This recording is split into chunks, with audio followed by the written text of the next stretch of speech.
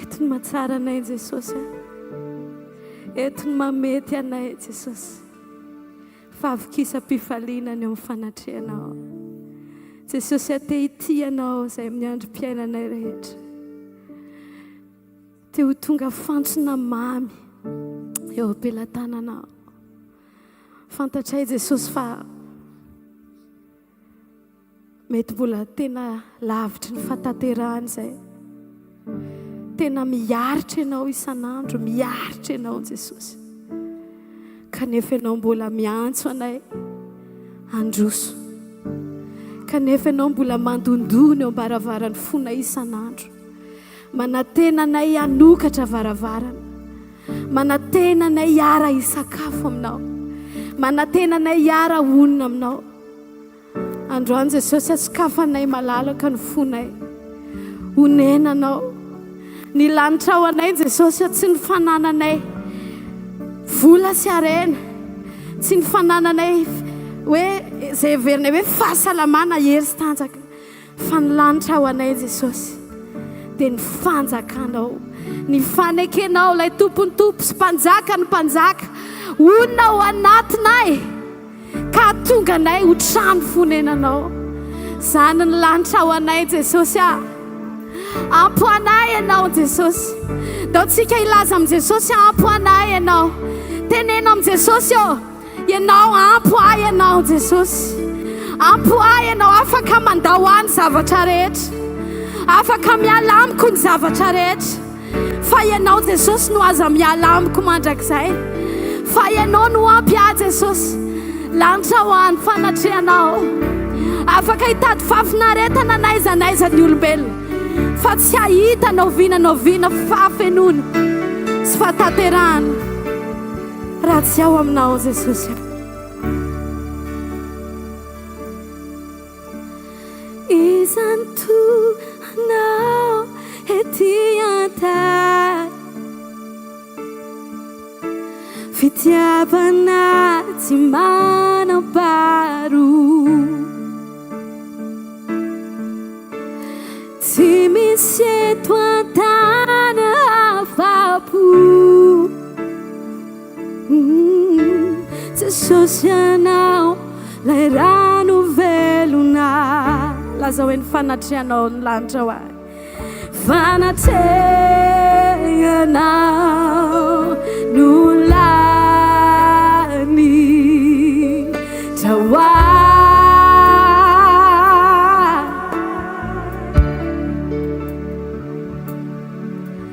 fanatrehanao no lany tawa. Lazao amin'ny androany ny fanatrehanao Jesosy, fanatrehanao no lany tawa,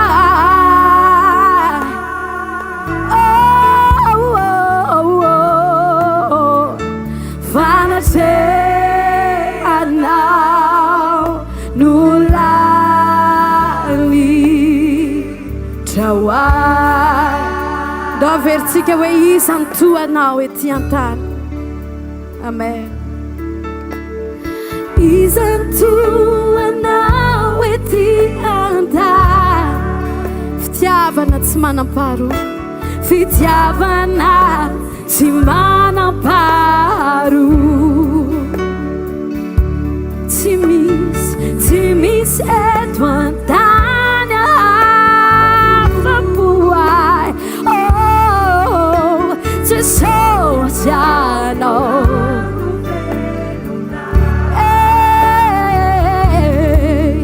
fanatrehanao lanitra, lanitra wa.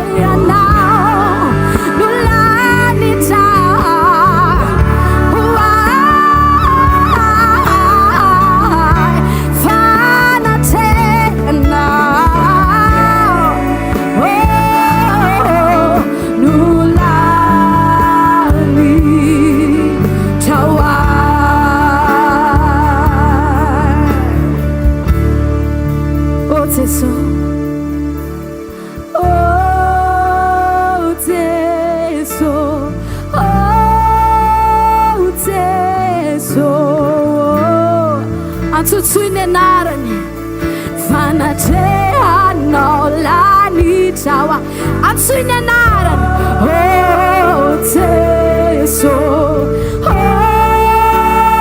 Jesu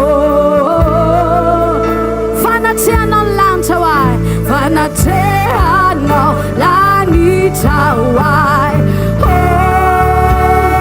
Jesu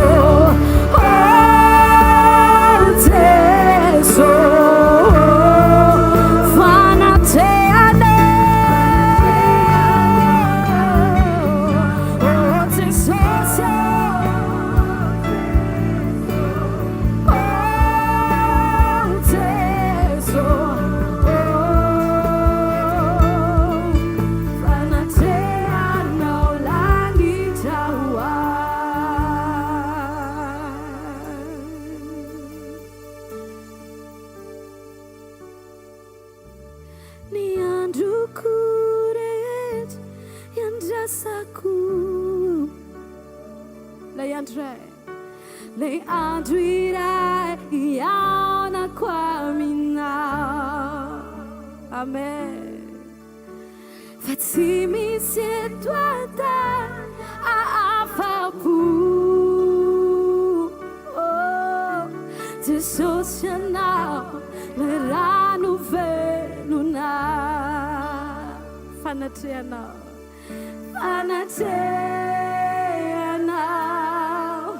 nulani tawa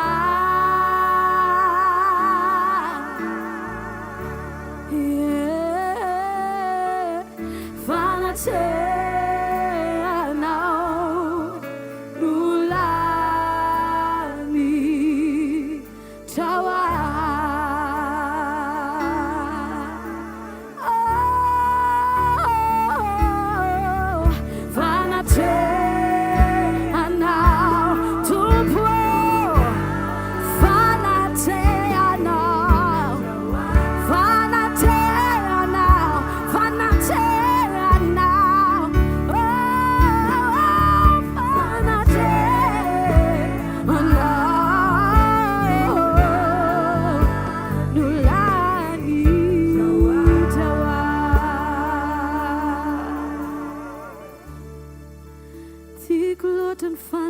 Fanatehanao tumpo avelawa itwetet tikloten fanatehanao tumpo avelawa itwetet fatiklotan fanatehanao tumpo avelawa itwetet tikloten fanatehanao tumpo avelawa itwetet fatikulota fanatehanao avelawa itwetet fatikulota fanatehanao avelawa itwetet fatikulota fanatehanao avelawa itwetet tikulota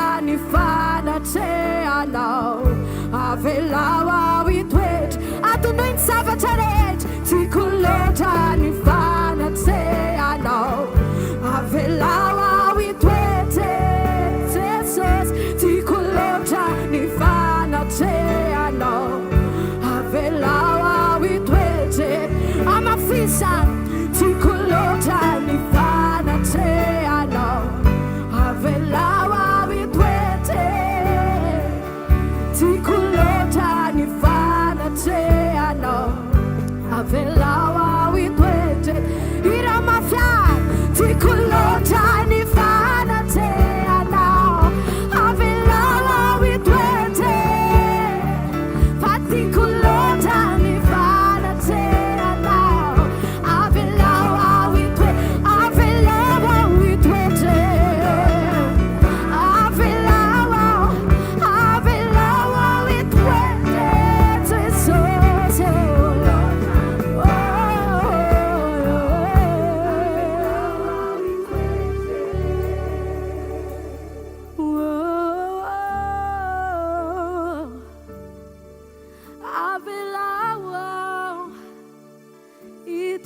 tetuanateanao mandrakiza oh Jesosy oh tsy tady masintsika avelao fanamasina hitarika anao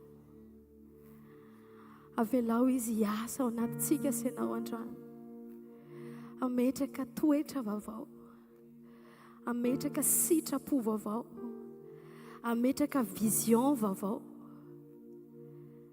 rehefa tanteraka izany rehetra izany izay vao tonga ny hira vaovao nda ho anaiky eo amboarina nda ho anaiky io tariana nda ho tsy hitoetra eo amin'ny zanaka manamafo intsony isika ka ametraka ny fiatanam-potsika hiankina amin'ny zavatra tenenin'ny olona na hiankina amin'ny zavatra hitany masontsika fa hianatra tsika hijoro amin'ny sitrapony anome amin'ny fotoana rehetra izay ankasitrahana ho firambo avao izany no atao hoe firambo avao Jesosy te hanolotra firambo avao anao zay firambo avao en toute circonstance na mahazo zavatra zay na tsy mahazo na valinao na tsy valinao Jesosy ny azonay antoka dia efa firambo avao anao ny fahavelomanay rehetra ny fisaintsainanay dia fisaintsainana madio ny teny aloky ny vavanay dia tsy ratra sy ozy fa fitahiny en Jesosy izany ny fiankofana tianay atolotra ho anao rery androany amen ametrao firavaovao ao anatiko ao mba hiterako anao fa avy aminao ny luara no nira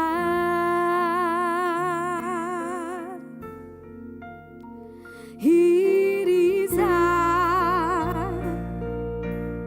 asandratro le feu hikialoko eno anao ho anao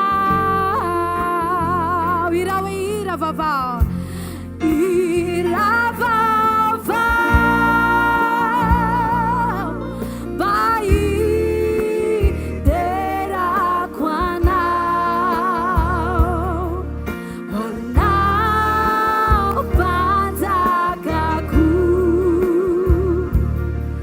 tsy manam-paharo irao anao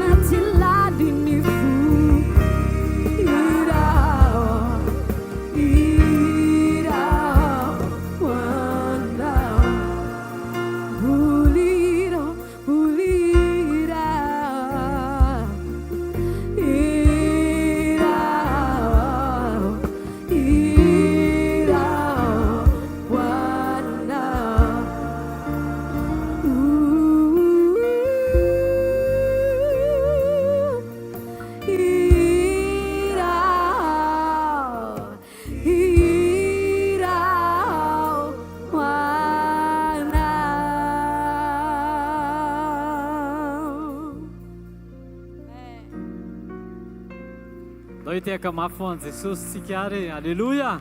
Dia mahazo toerana tompoko azafady. Mandroso tompoko. Tonga amin'ny fotoantsika merenana ny voninahitra ny amin'i Jesosy ny amin'izay nataony teo amin'ny fiainantsika tsirairay avy dia ao anatin'izany ny nataon'i Jesosy teo amin'ny tonton hery. Inona nataon'i Jesosy teo aminao? Voninahitra ho an'ny tompo irery ihany averina ny aminy dia ny laza voninahitra dia narary zany nisy efa fotoana maritraritra kely izy dia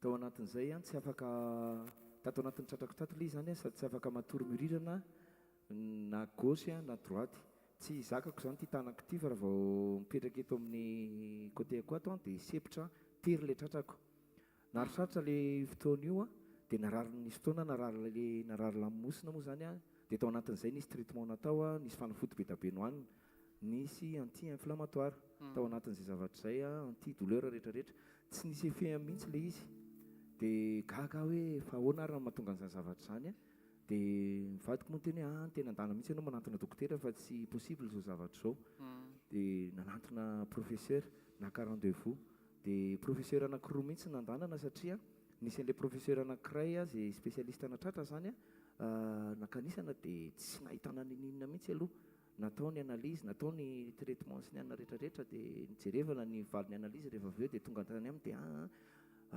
zao izy tsy mahita ninina amin'ity zavatra ity fandany ianao manantona amin'ity professeur anankiray ity fa tapitra ozy izy ny fahalalako raha ny atao amiko tapitra ny fahalalako fa ohatrany tsy atao anatin'ilay tratranao mihitsy ilay izy tsisy problème nefa ozy izy ny tratranao fandany ianao manantona an'ity professeur anankiray ity resaka momba ny nerf tonga tany amin'ilay professeur anankiray indray dia nampanao analyse be dabe indray izy dia nampanao an'irey ataovy ity dia ataovy ity dia ataovy ity tao anatin'izay fotoan'izay nisy fitoam-bavaka tany mipapa tery amin'ny bypass fotoana alohan'ny andanantsika tany mahajanga dia niteny mpava hoe hoanareo izay marary mitsangana eto dia izy marary ozy izy dia mivavahana dia tamin'izay fotoan'izay nitsangana dia mivavaka dia hoe tia satria za zany tsy amin'ny alina tsy matory mihitsy dia normalement tsy afaka mitondra tomobile mihitsiny tsy mahazo mitondra tomobile mihitsy zany nefa za mananita heta anao ny asan'ny tompo dia za anao ny asanao foana ny olona rehetra zany tsy mahalala hoe inona ny situation ko ao anatin'ilay izy fa za mandeha ampinona fotsiny fa za tena tsy tokony mihitsy fa nahita tanariva raha hoe ity tobile ity tsy azonao entina mihitsy ny tobile ohatr'izao indrindrindra ilay tobile io fa dia mandeha ampinona fotsiny dia amin'ny alina zany amin'ny alina marary be maraina tsy matory satria tsy afaka tena hoe tellement tena misy zavatra any anatin'ny foko any anatin'ny rehetrarehetra any fa tamin'izay fotoan'izay tonga tamin'ilay professeur faharoa natao daholo ny zavatra rehetra fandroany tsisy ninona koa ty tsy hitanay izay zao fa tena tao anatin'ilay vavaka ilay izy nitsitran'i Jesosy tena hoe voninahitra ho an-tompo fa amin'izao fotoan'izao zany tena hoe sitrana tsy sitrana satria na ny spécialiste raha tsy nahita ninina fa ny tompo ihany na nasitrana voninahitra ho an' Jesosy eo ihany aloha ianao tonga dia andaontsika hisaotra an' Jesosy eo am-pitoerana eo nareo dia iombopontsika hoe ny amin'ny zavatra nataon'i Jesosy teo amin'ny fiainany izy no mety nijoro vavolombelona fa azoko antoka fa amintsika tsirairay avy ireo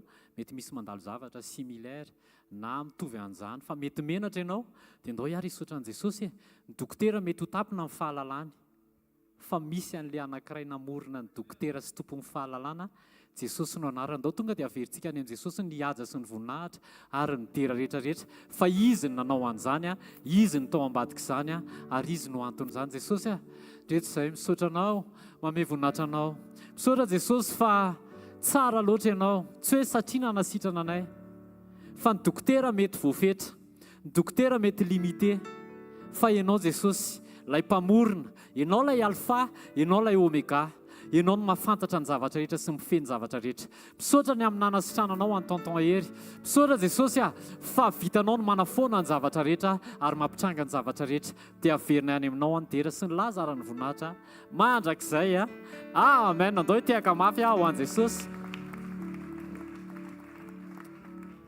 ary fijona vavolombelona faharoa tahin' Jesosy daholo tompoko tahin' Jesosy tompoko za zany mitsangana eto atao kaikaiky tsy tena hoe sitrapoko nitsanganako eto androany fa mino fa fitiavan'i Jesosy Kristy nanosika Alleluia.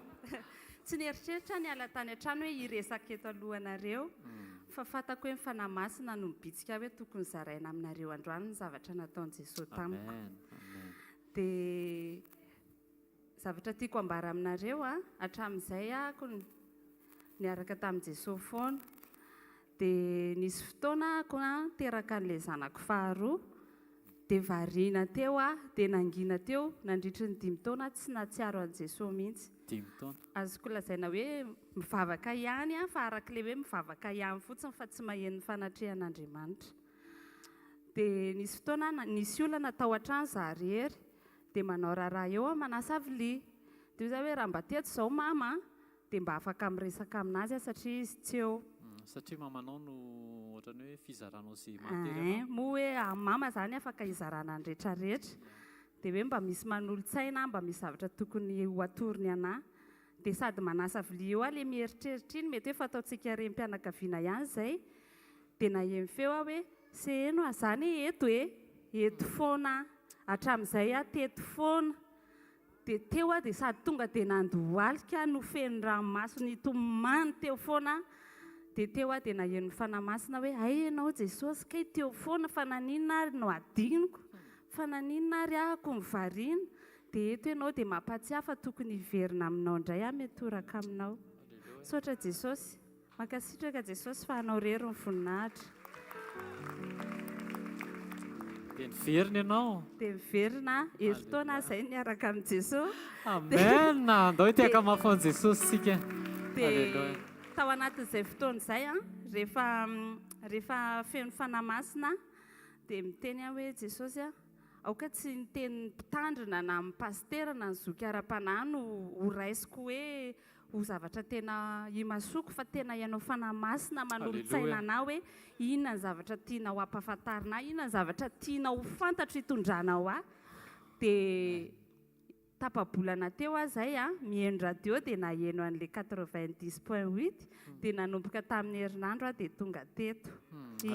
Dia fatako hoe mifanahy masina no nitondra eto. Alleluia. Asaiko indray ianao hitsangana amin'izay tsy monotonina be. Ndray tsika hisaotran'i Jesosy. Hisaotran'i Jesosy sika ny amin'ny bitsika raha tadidinareo ny témoignage nataon'ny rahalahy Julio tapabolana lasa angamin'izay fa Jesosy koa no nanaitra anazy. Fantatsika ve fa fotoana tena efa miantombotra amin'ny fotoana ary ho avy tampoka Jesosy dia tsy avelan'i Jesosy hisy overina ray ary fa militsika mihaino dia mankatoa fotsiny. Mety Julio nalefa lehilahy dia izy indray zao vehivavy mety hoe Juliette any amin'ny tontolo any fa seno fa nalana vavy tena tiany Jesosy tsy tiany Jesosy hisy overy zany.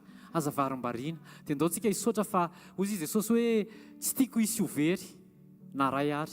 Fitiavana mandrakizay hozy izy nitiavako anao dia izay no nampaharetako famindrapo ho aminao. Tiany Jesosy ianao mety ianao mety mbola ao anaty komba mety hoe tonga eto ianao mivavaka ihany fa teteny aminao ny rahana indray tatisy eno androany hiteny aminao fa tiany Jesosy ianao. Andao tsy hivavaka ihany tsika fa tena hienony fanahy masina dia akantoa.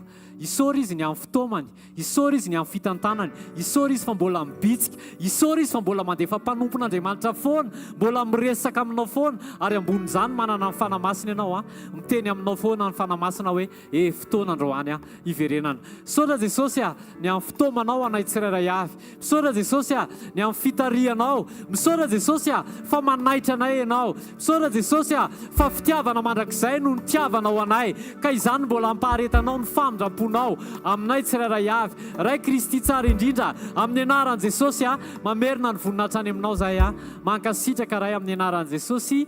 Amen. Andao itiaka mafy ho an'i Jesosy ary mankasitraka tompoko fijona vavolombelona manaraka. Tonton Rasefo. Alleluia. Voninahitra ho an'i Jesosy ny jokoko eto vavolombelona eto alohanareo eto. Nisy fotoana ohatran'ny nakinam-pony izay dia narary ny keboko dia tamin'ny tapabolana angamba izay dia narary ny keboko, narary andro elaela mihitsiny dia ana tomobila moa za mandeha tomobila andeha sekoly izay dia viako moa zany hoe miteny hoe ianao sy ny mafoloanao io mba janony zany zavatra zany zany hoe ohatrohatr'izay le izy tsy teny hoe inona ianao le toetranao ohatr'izao tsy mety fa zany mahatonga ny sitranao ny kibonao tsy mety sitranao izy dia avy eo mandeha koa ny tokotenin'ny pasterko dolo fa tamin'iny andro iny ihany dia ny mety hoe tsisy ifandraisany fa ohatrohatr'izao le izy dia hoe lasa hoe tsy noho ny ataonao mihitsy mahatonga ny situationao ohatr'izao foana fa tsy miova mihitsy izy pasterko dolo dia tsy haiko nisy ifandraisany tamin'ny every ve sa tsisy fa avy eo pasterko dolo fa tamin'ny vita le fivoriana talata iny dia misy olona eto izy maka kibo tsy maintsy mijoro etsika satria nisy faminaniana tamin'izany dia tsy maintsy hijoroana vavolombelona eto le izy misy olona eto izy maka kibo dia saiko tsy hoe ny ako dia mbola ny assiste izy hoe anankitelo dia tsy maintsy niakatra teo zany dia nametrahany tanana teo fa niala teo dia mbola tsy sitrana le izy no tany an-trano mbola tsy sitrana le kibo fa teo foana za misy résumé kely fohy kely ngambany misy olona niaraka tamiko izay taloha dia naniaraka nanao zavatra izay dia mifanaraka hoe hiaraka hanangan-javatra dia hanao prix bancaire dia tamin'izay zany ny anahy ny trano mihitsy nalefako hypothèque tamin'izay hatramin'izao zany hypothèque ihany dia kanefany teny amin'ny atsasaky le prix nataonay dia tsy hita le namana mpiara-miasa dia navelana reky teo za sy nitrosabe sy ny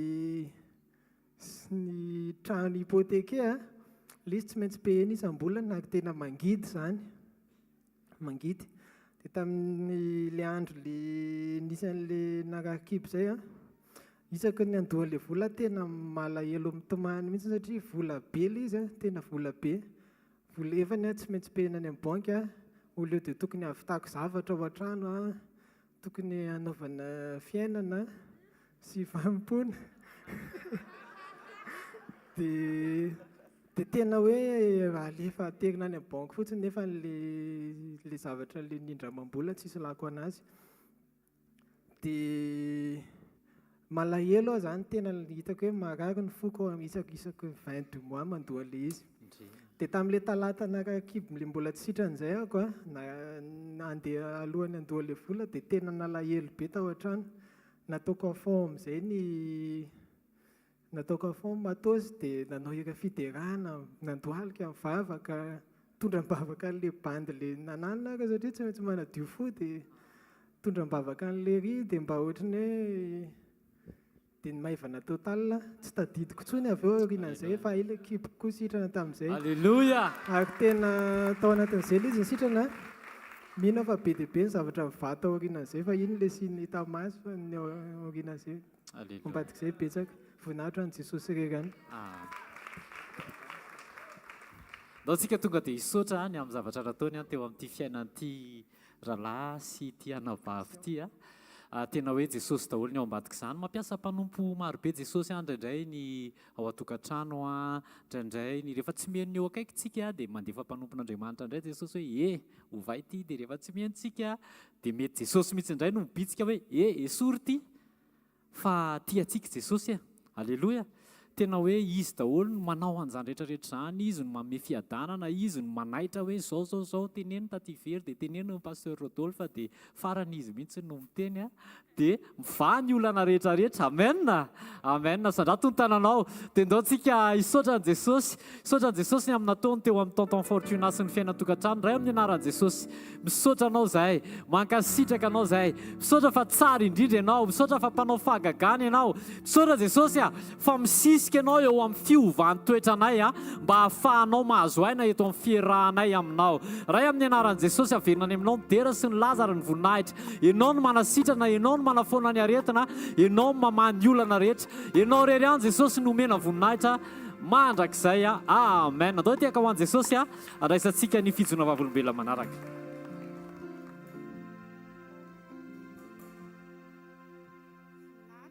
Andriamanitra ny tsiroko vavolombelona eto a fa ny zanako faralahy zany nanao soutenance teny Ankatso dia nisy volany tadavina hanatanterahana ny zavatra rehetrarehetra nilay zany dia tena mbola tsy nisy mihitsy na ariary ara zany taminay a tamin'ny talata fa ny talohan'io aloha zany dia mivarotra foana izay dia hita foana izay vola hoe tadavina amin'izay zavatra ilaina rehetrarehetra ao an-trano fa tamin'io zany hoe hanao an'ilay soutenance izy a dia tsisy mihitsy na ariary arany nefa ny akanjo ny kiraro ny rehetrarehetra zany mbola hoe vidiana tadavina dia niantso amin'ny pasteur hoe tena androany aho a tsy nalafo mihitsy omaly a androany fa tena mba mangataka vavaka pasteur dia nivavaka pasteur a dia voninahitra ao an'Andriamanitra fa tena hita daholo zany izay vola rehetrarehetra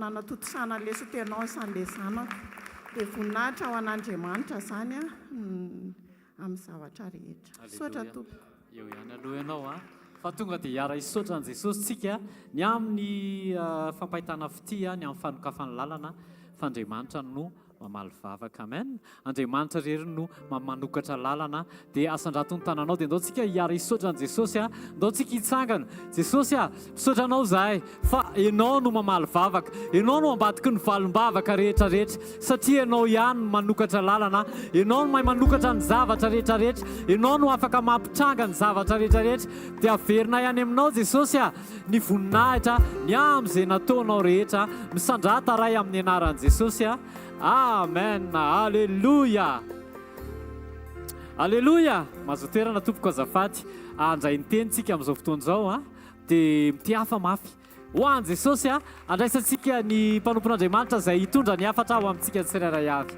tain'i Jesosy pasteur alleluia ohatra mivarina be nareo mahita ohatra zao azafady fa tsy fananiko avafainy amin'ny lanitra arytanantsika dao tsika hisaotra an'Andriamanitra tsy ny tsaran'ny akanjo akory no maneho voninahitra fa ny toe-pomendrika araka ny sitrapon'Andriamanitra tsy maninona izay akanjo anaovanao fa tsy sidirany fa ny fonao rehefa madio dia izay no ahita an'Andriamanitra dao tsika nandratra ny tanantsika any amin'ny lanitra hisaotra azy ny fotsika manontolo Andriamanitra tafio voninahitra izay androany ny fitafiana tsara indrindra dia ny fanananay antoka fa ianao ny fitafianay hitafio Jesosy Kristy ary aza miano nofo atanteraka ny filany ndreto izay tonga eto mamerina ny voninahitra any aminao misaotra fa natohinona karazana obstacle androany maraina tsy atanteraka an'izao fotoan'izao dia nataonao tomomba an'izao fotoan'izao zava-dehibe aminay sy mampahery anay ny maheno ho fitsoana vavolombelona ary maro aminay ireo Andriamanitra nanaovanao zavatra tsy takatry ny saina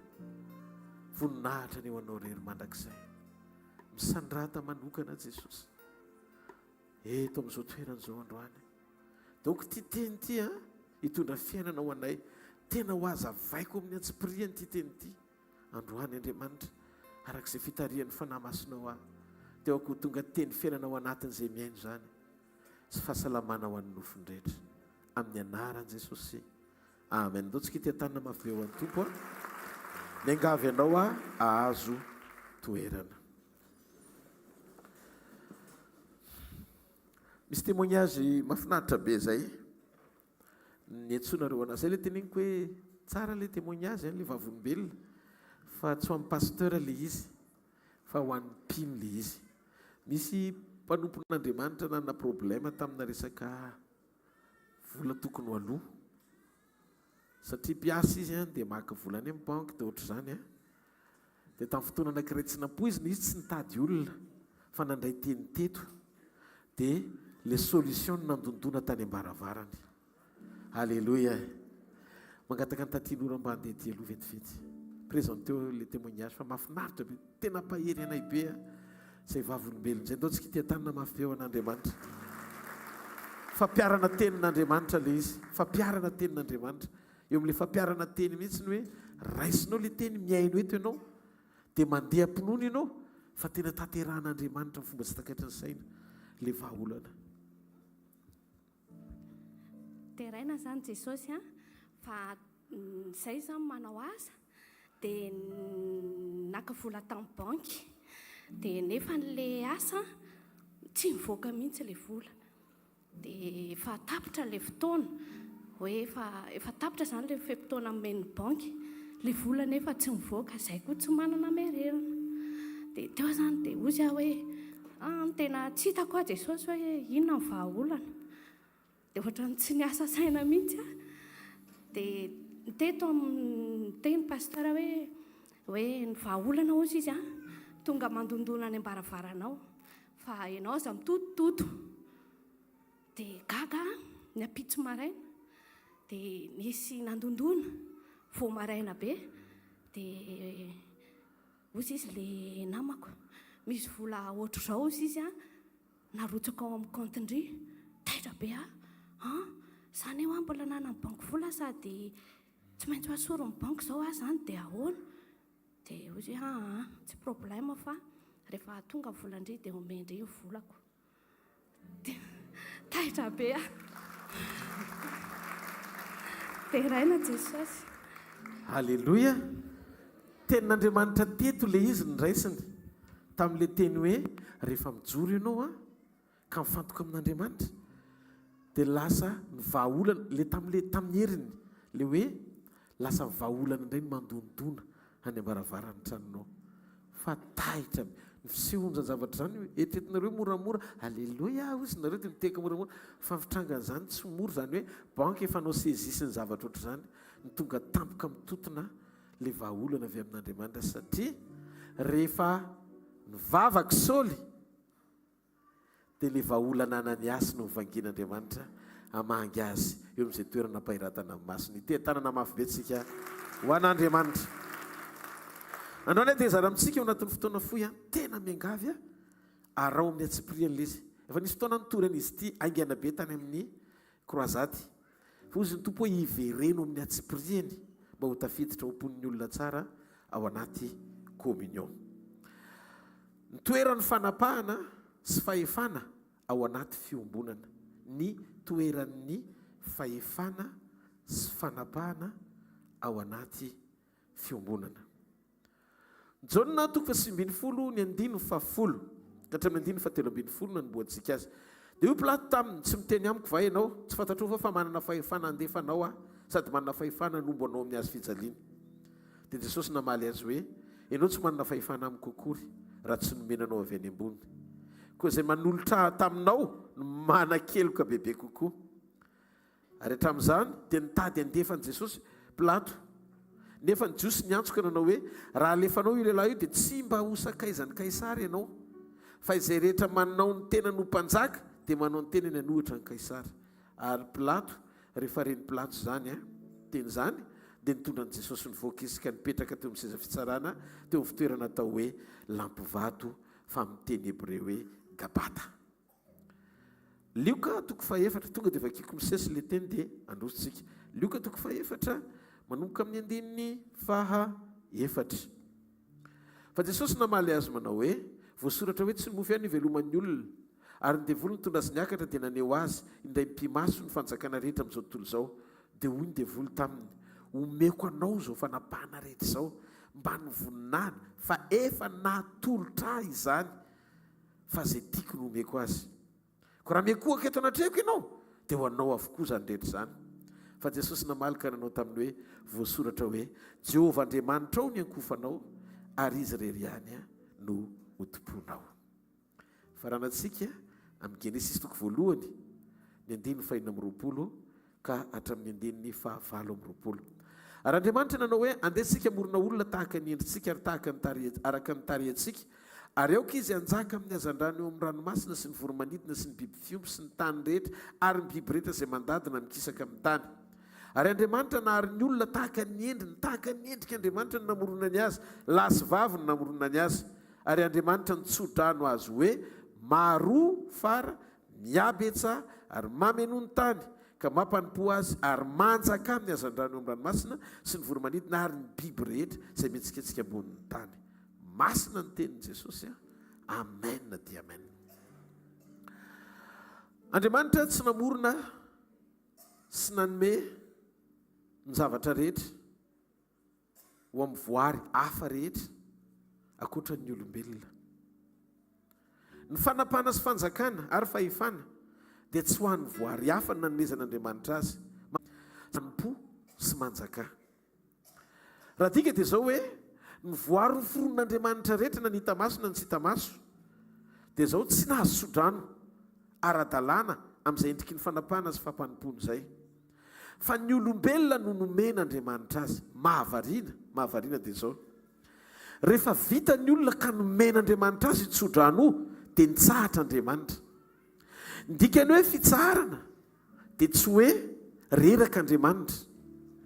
Andriamanitra tsy mety reraka, tsy matory na rendrehana. Ny Salamo 120 ny andininy fa efatra Baiboly dia tena teny mazava mihitsy, manomela marika tsara ny fahamarinana izany teny izany. Ozy izy ny tenin'Andriamanitra, ino tsy matory na rendrehana ny mpiaro anao ry Israely. Dikan'izay Andriamanitra sady tsy mety reraka ny tsy matory, fa tompony hery loharanom-pahasoavana. Tsy hoe reraka izy fa vita ny asa famoronana dia niala sasatra izy. Tsy izay ny tiany Baiboly ho tenenina, fa ny tiany Baiboly ho tenenina dia izao, nitsahatra izy na nijanona tamin'ny asa fotsiny, satria efa nytransferena na nampitainy tao amin'ny olombelona ny fahefam-panapana sy fanjakana ifehin'ny tany. Ao tsika izany hoe ny fitohizan'le asa dia nomen'ny olona, fa rehefa tanteraka ny zavatra nataony dia niala sasatra izy. Dia ozy izy raha vao vita ny tsodrano anankiroa, le tsodrano eo aloha rehetrarehetra nomeny daholo ny biby, nomeny daholo ny zavatra rehetra mitombo maro miabetsaha, fa rehefa niditra teo amin'ilay mampanompo sy manjaka tsisy nomeny an'iny afa-tsy ny olona ihany.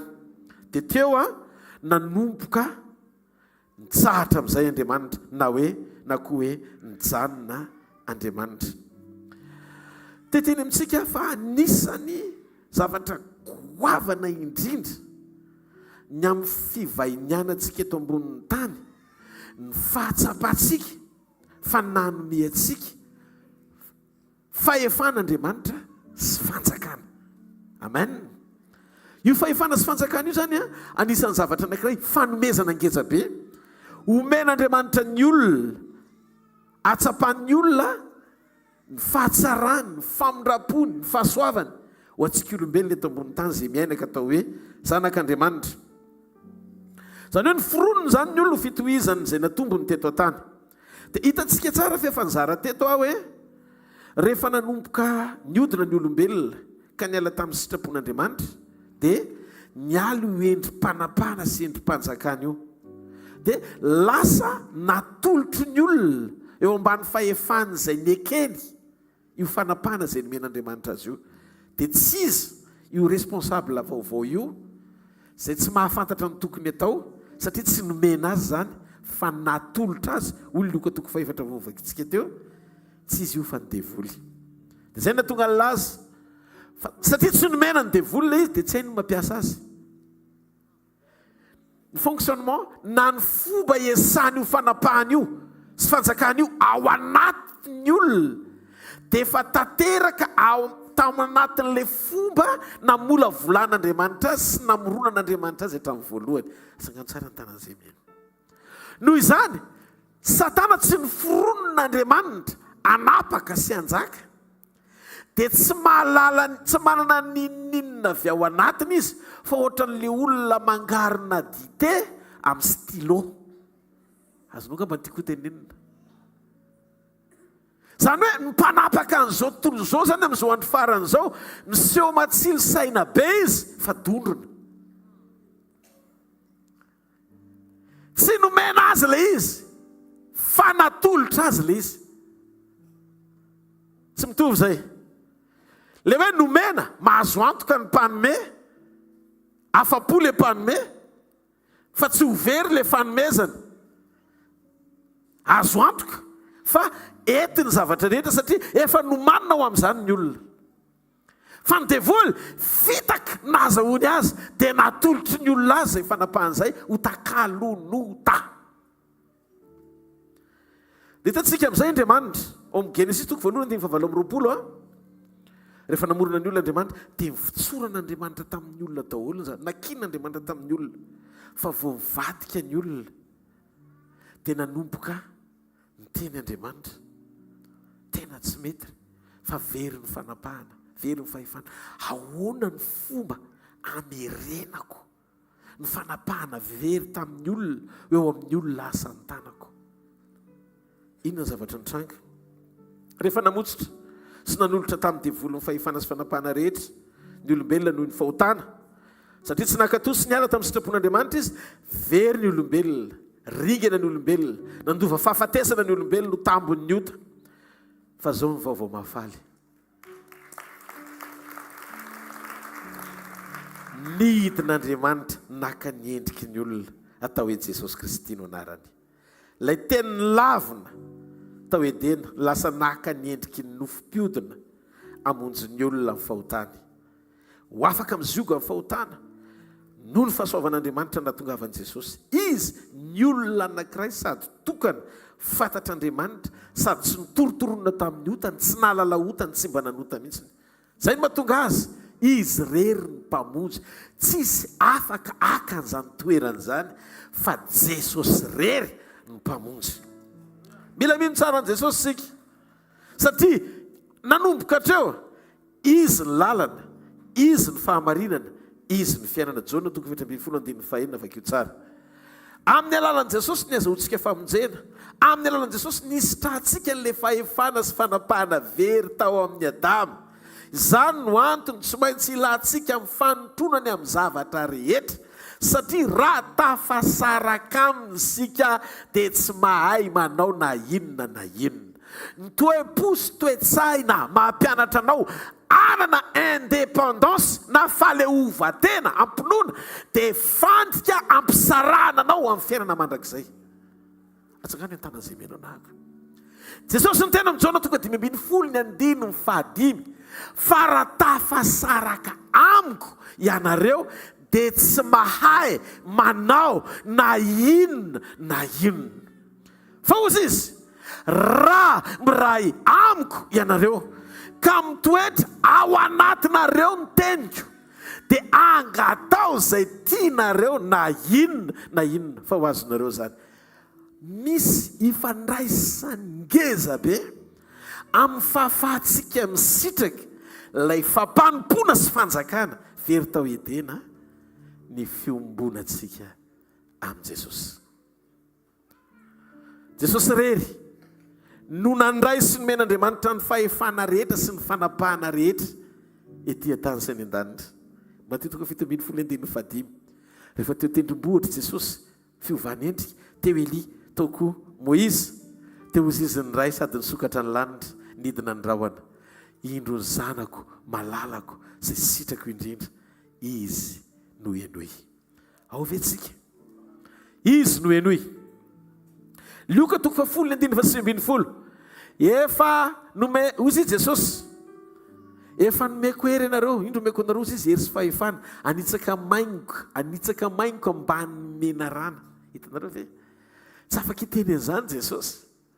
Raha to ka tsy fahefana ananana zany, efa ananako ilay fahefana izy dia omeko anareo ny fahefana, anitsaka maingo ambany menarana sy ny hery rehetra izay nanamin'ny fahavalo, dia tsisy ampaninanareo akory le izy. Mampahatsiaro ana amin'ny bokin'ny Genesis zany.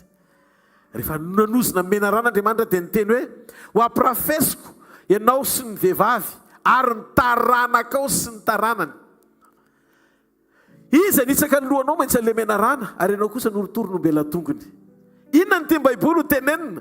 Lay nateraky ny vehivavy tsy nahalala lahy sady tsy nahalala ota, le nazavaiko teto hoe Jesosy tsy nampidinina, satria raha nampidinina izy dia ohatry ny olona nitorotoronina tamin'ny ota, nisy lehilahy nampiasainy ho fantsona ampiampita tsirinaina ao amin'ny Maria ho tonga Jesosy.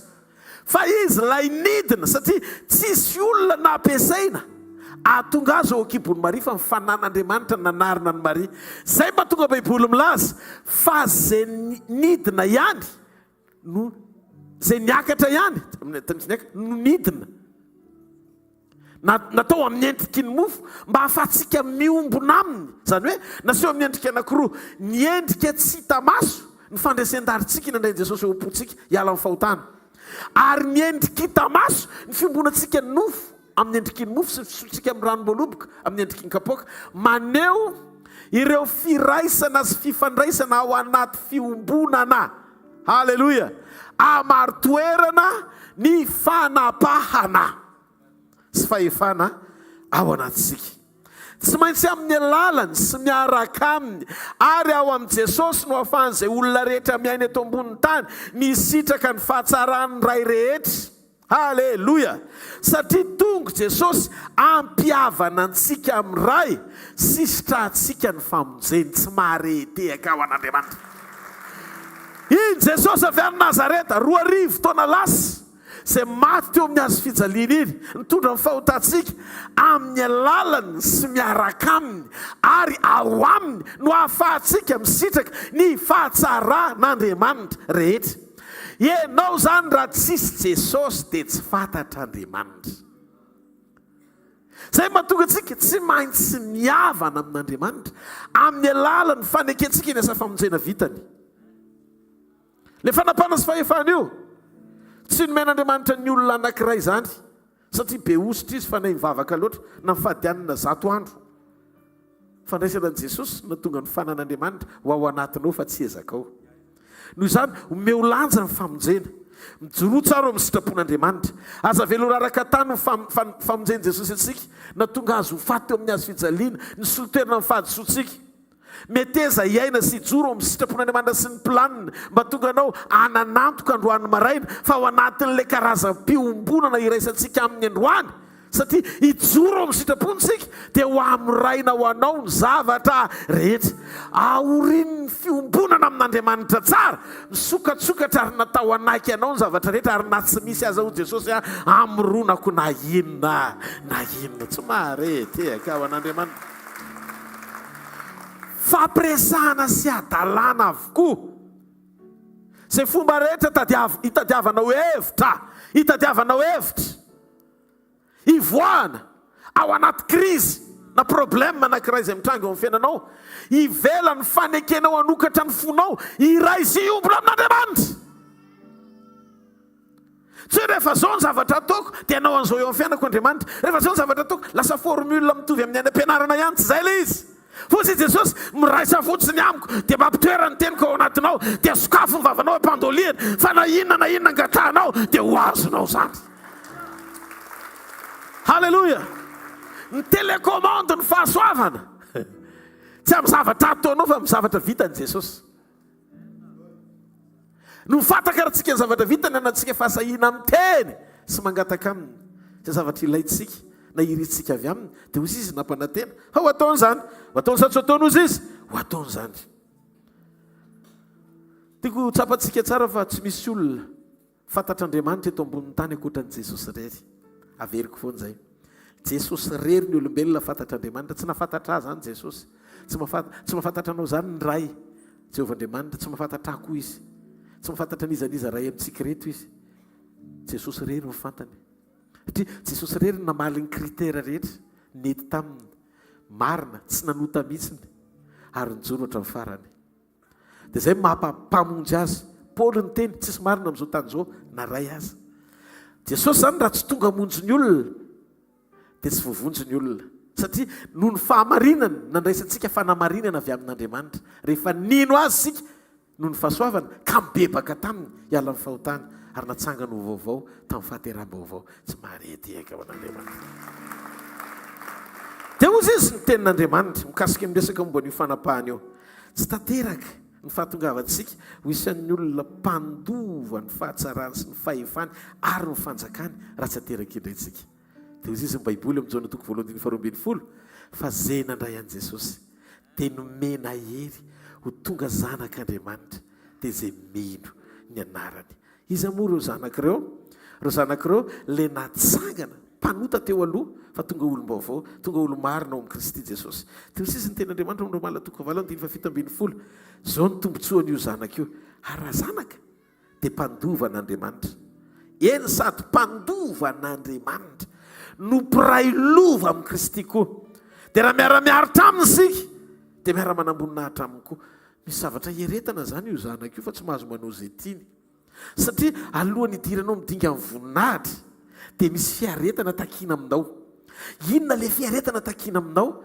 Miaritra ianao tsy miaina tahaka amin'ny fanaon'izao tontolo izao, satria ny olona rehetra amin'izao manomboka alamody, ohatrany hoe fomba mahazatra amin'izay ny miaina anatina kolikoly, halatra, fitaka, langy, faratsiana, fanaon'izao tontolo izao zany. Dia ianao ve mieritreritra fa tsy miaritra ianao rehefa mandakolikoly? Miaritra, satria raha tokony ho vita adiny ray ny taratasinao dia miaritra ray volana ianao vao mivoaka. Dia hoy Jesosy, mialohan'ny idiranao any amin'ny voninahitra, ohatra fotsiny izany raisiko izany, fiaretana koa no hoe ampifilafilain'ilay olona miaraka aminao ianao, fa tsy alainy vadiny raha tsy miaraka amin'ny mialohan'ny mariazy, nefa fantatrao izao fa tsy volonten'Andriamanitra izany. Miaritra ianao no mandahan' izany, satria rehefa lova izay ianao dia mitsoraka zato isan-jato. Fa ny fiaretanao ny tian'Andriamanitra ho hita mialohan'ny idiranao any amin'ny voninahitra.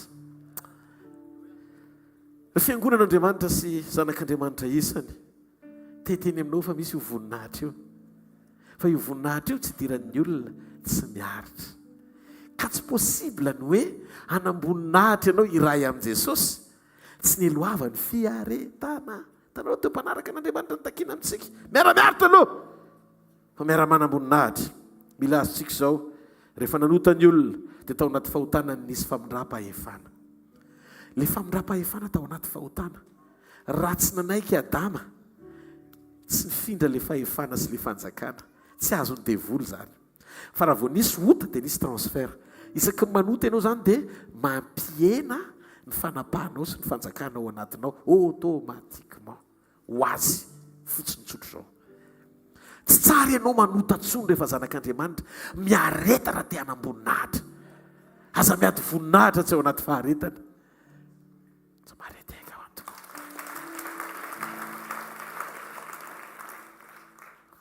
Tany am-boalohany devoly tsy nanam-pahefana zany, tsisy an'izany tany am-boalohany. Tsisy nininana ny devoly zany sy fahefana teto ambonin'ny tany. Fa ny fahefana avy amin'ny olona io entiny mizesta tsy hainy akory izay fomba ampiasana azy io. Dia izany mahatonga an'ity tany ity mikorotana. Mafantatrareo fa meratsy ny olombelona, manomboka meratsy zao tontolo izao, ary tiako fantatrareo zany. Ty tany ity tsy tsara zany. Aza miantehitra amin'ity tany ity hoe eto no ahitana fiadanana. Ny ilanantsika eto an-tany dia zao ambampifanan'olona faran'izay maika io manao amin'ny andro fampakarana. Ao vetsika. Amin'izany aza manahy na inona na inona. Faoka amin'ny fivavahana ambany fona sy ny fisaorana no entinareo maneho ny fangatanareo amin'Andriamanitra hozy izy Paoly. Inona ny antony? Meratsy zao fiainana izao. Taloha natogavan'i Jesosy dia tena nanao izay tiany atao mihitsy ny devoly. Tena tsy sirika intsony hananan'ny olombelona fanantenana. Fa ndray androany mbola isy karazam-panapahana azon'Andriamanitra atao. Raha mandinitsika ny Apokalipsy 2:17 hatramin'ny 10:10 dia hozy izy ny Baiboly nisy ady tany an-danitra. Mikaela arkanjely sy ny anjeliny dia niady tamin'ny dragona. Ary le dragona resy tany an-danitra. Eritrereto, tsy Andriamanitra no nitsangana na andresy azy fa Mikaela anjely mitovy aminy. Vao nitsangana Mikaela, resy ny devoly, nidarapika izy latsaka tetỳ ambonin'ny tany. Dikan'izay fa valy resy tany an-danitra no mianjera teto an-tany ny devoly. Dia ao amin'ny Joda toko voalohany 9:7, tsy afaka nanao ninina reto. Tsy afaka nanao ninina Mikaela rehefa tonga teto an-tany izy. Fa Mikaela arkanjely le nandresy tany an-danitra amin'ny Apokalipsy 2:7. Lasa raha niady tamin'ny devoly ka nifanditra ny amin'ny fatiny Mosesy dia tsy sany teny ratsy hanameloka azy fa hoy izy ananatranao any Andriamanitra. Izany hoe tsy sany teny ratsy, tsy sany teny masika, tsy sananao zavatra, tsy hoe dikany io dia hoe tsy hoe miteny ratsy na miteny faharatsiana zany, tsy samy miteny ampahatezerana. Zany atao hoe teny faharatsiana fa tsy hoe manompa akory ny anjely arkanjely, tsy izay le izy. So dia izay ny eritreretin'izay misy anjely manompa koa zany. Tsy izay, fa ao anatin'le ady zany tsy sany teny mihoatra izy. Satria voafetra ao ambany fanapahana sy fahefana Andriamanitra. Mahafantatra ny limitiny zany na ny lanitra azy. Fa maninona ny tsy sa tonga dia nidaroka sy nanao ohatra ny tany an-danitra ny anjely Mikaela no le fahefana nomena ny Adama natolotra ny satana dia manaiky ao amban'izay fanapahan'izay na ny lanitra aza fa tsy tonga dia mirobaroba satria tompony zavatra rehetra ary namorona ny zavatra rehetra. Ataovy amen. Dia lasa mikafara sisa any anaty anao any Andriamanitra. Fa zavatra nahavariana dia zao, Mikaela gaga be mihitsiny. Fa naninona koa ty ny lasa piady satria tsy piady ny fahalalany azy fa pidera. Fonction an-tany an-danitra pidera. Dia taitra be Mikaela nahita azy. Fa zay mahatonga azy resika. Tsy tao amin'ilay fanomezana mihitsy letaleta-panoerana. Iny tsy nampianarana andray sabatra tany an-danitra fa handray sodina.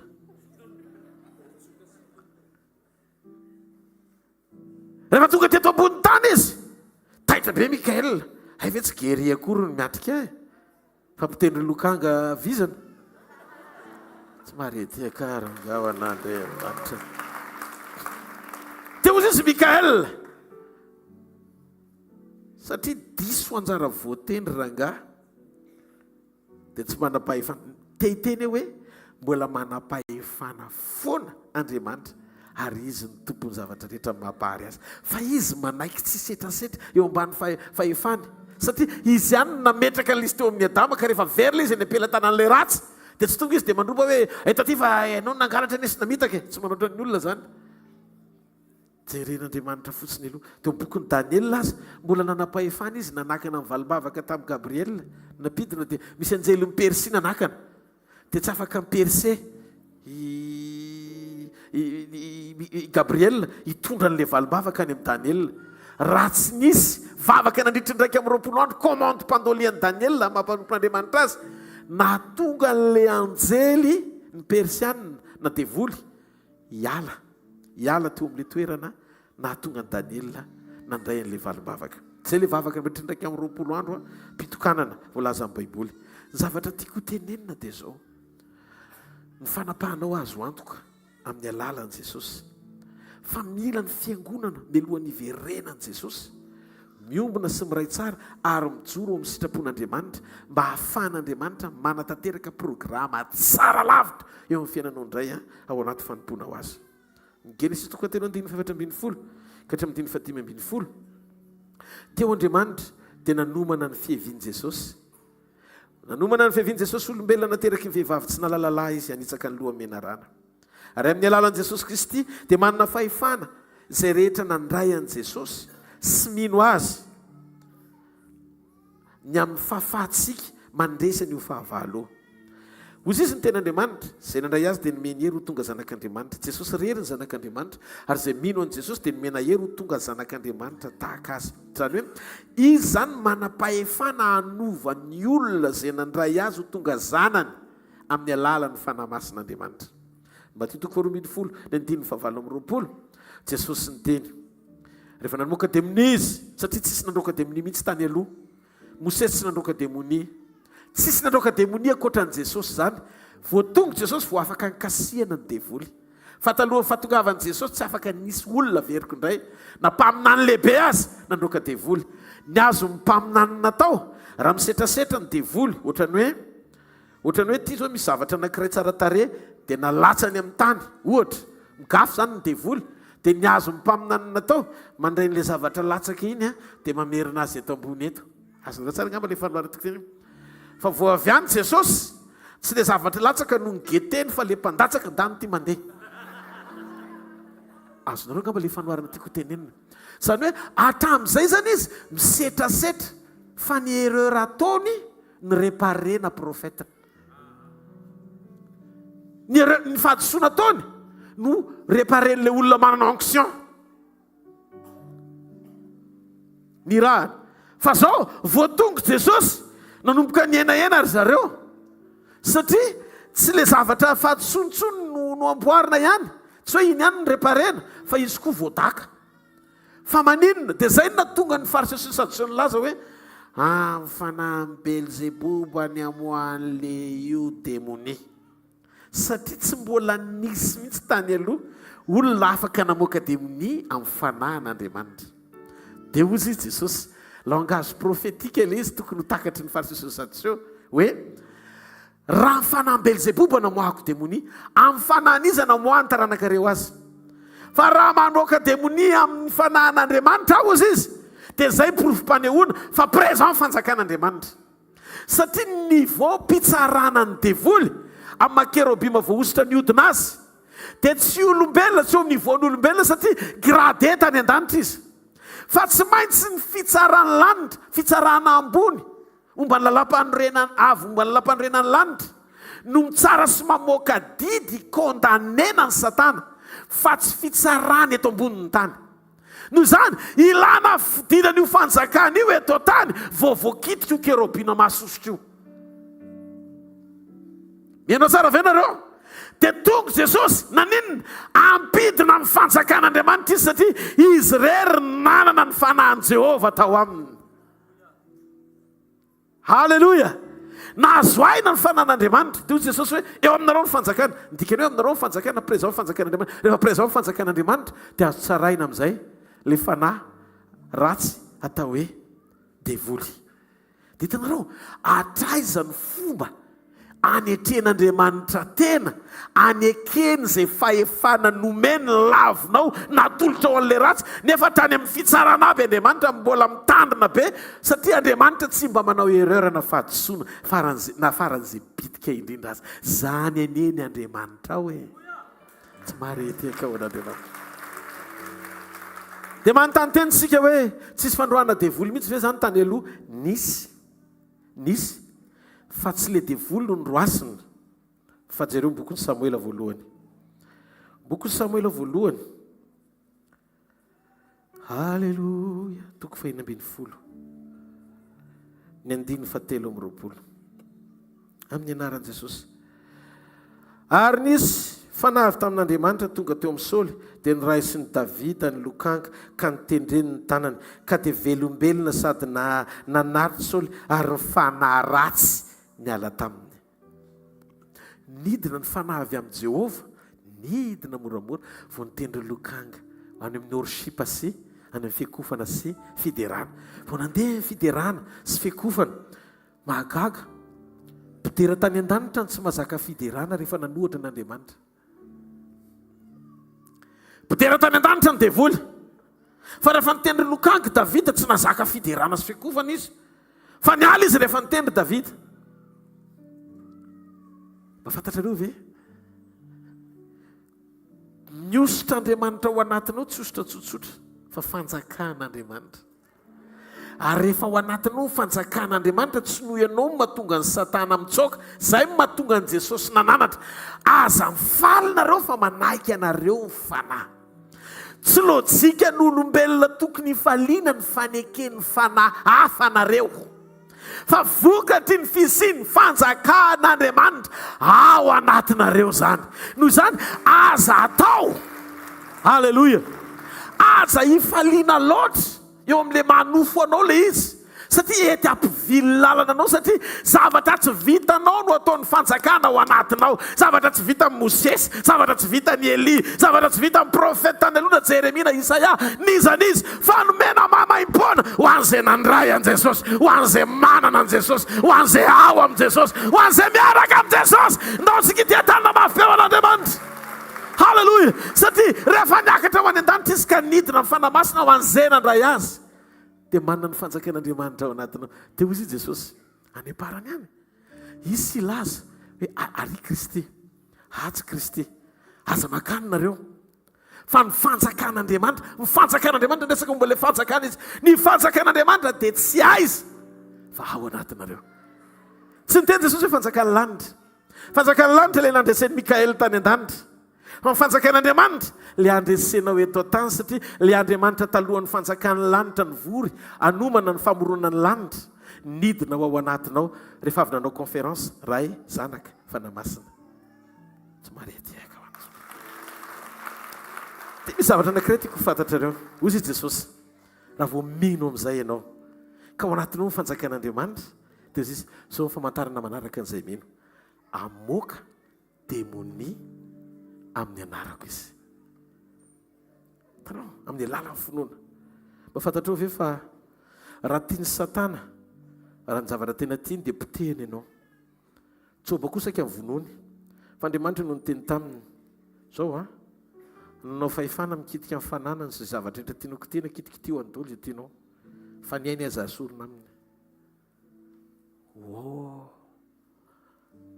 antony tsika eritreritra fona raha misy olona misantoka fa manana zavatra rehetra nefa tsy azy akory le izy fa fahefana nomena azy ianao venareo dia avy any izy misesta be mihitsiny nefa ianao nampahafantarana fa misy deba ao ambony ao fona ohatrany ohatr'izay zany le fomba fitenin'ny tanora misy lehibe zany ao amboniny ao nampahafantarina anao le lehibe tsy reo aloha makany amin'ny lehibe tsy zay mialokaloka ao aminy ao marina sa tsy marina ozy Andriamanitra tamin'ny kitio zay tianao kitihana fa ny ainy tsy nanao fahefana tiana ny zavatra nitranga nikitihany daholo ny zavatra rehetra fa joba tsy sahany mihitsy ferezina efa tianao fialahana fa misy fiarovana satria eo amin'ny limitiny teny no azahoany satana mihetsika izy tsy omniscient ny devoly tsy omniscient ny devoly tsy omniprésent ny devoly tsy omnipotent fa ny devoly manaiky hialoko ao ambany direktiva an'Andriamanitra hitanareo zay le fahambonian'Andriamanitra zay ny tiako hitanao sy anokafana ny sainao ao anaty communion androany le miaraka aminao sy miombona ao anatinao dia fahefana ambony lavitra amin'ny feny le mpanakorotana mitady andrava ny fiainanao noho izany aza manaiky ho avilin'io gauche dia mandeha raha vily gauche na mandeha droite na mandeha tsimo na avaratra mijoroa ao anaty fahatakarana ny fisian'io fanjakana io mampiasa fahefana fahorina ny androany marainy zao tsika raha manao pratika eto dia ho hitanao fa mipitipitika mivoaka sy miala daholo reny dia ianao libra tsara eo ampanompoana an'Andriamanitra satria mahalala fa lehibe zay ao anatinao no zay misy eto amin'izao tontolo izao somary eteka ao an'Andriamanitra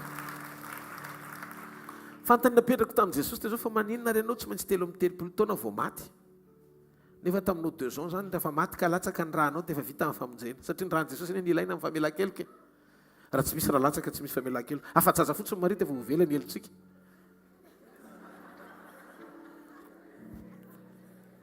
azonao nga mazavatra tiako tenenina hitanao ohatr'izany rehefa manontany an'Andriamanitra anontany ohatr'izany izy fa maninona ny andro 3 taona fa maninona na 2 taona na afa-jaza fotsiny Maria dia tonga dia latsaka ny rahany dia vita amin'ny famonjena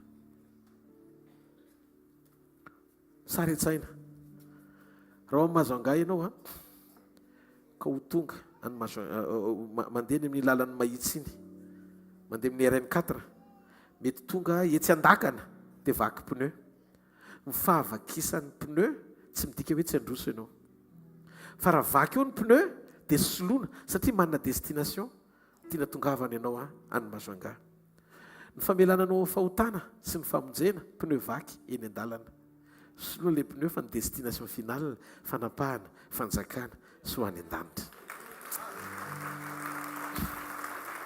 dia hozy Jesosy tsy tanteraka ny famindram-pahefana sy fanjakana raha tsy feny taona ny mpampiampita izany io pouvoir sy fahefana sy fanapahana sy fanjakana io nahatonga tsy maintsy niaritra natry ny 3 taona ahatonga anao anafanapahana eto ambonin'ny tany fa zay fanampam-pahoriana rehetra nisy mampahori anao iny Jesosy nohatra hita maso 3 taona izy teto ambonin'ny tany dia jereo ny zavatra nitranga sy ny fomba nijoroany tamin'ny nanehoany an'izany hoe fampiasana ny fanapahana izany satria maika izy ny atongavanao mitanjona tsara lavitra tsy marety eka ao an'Andriamanitra alleloia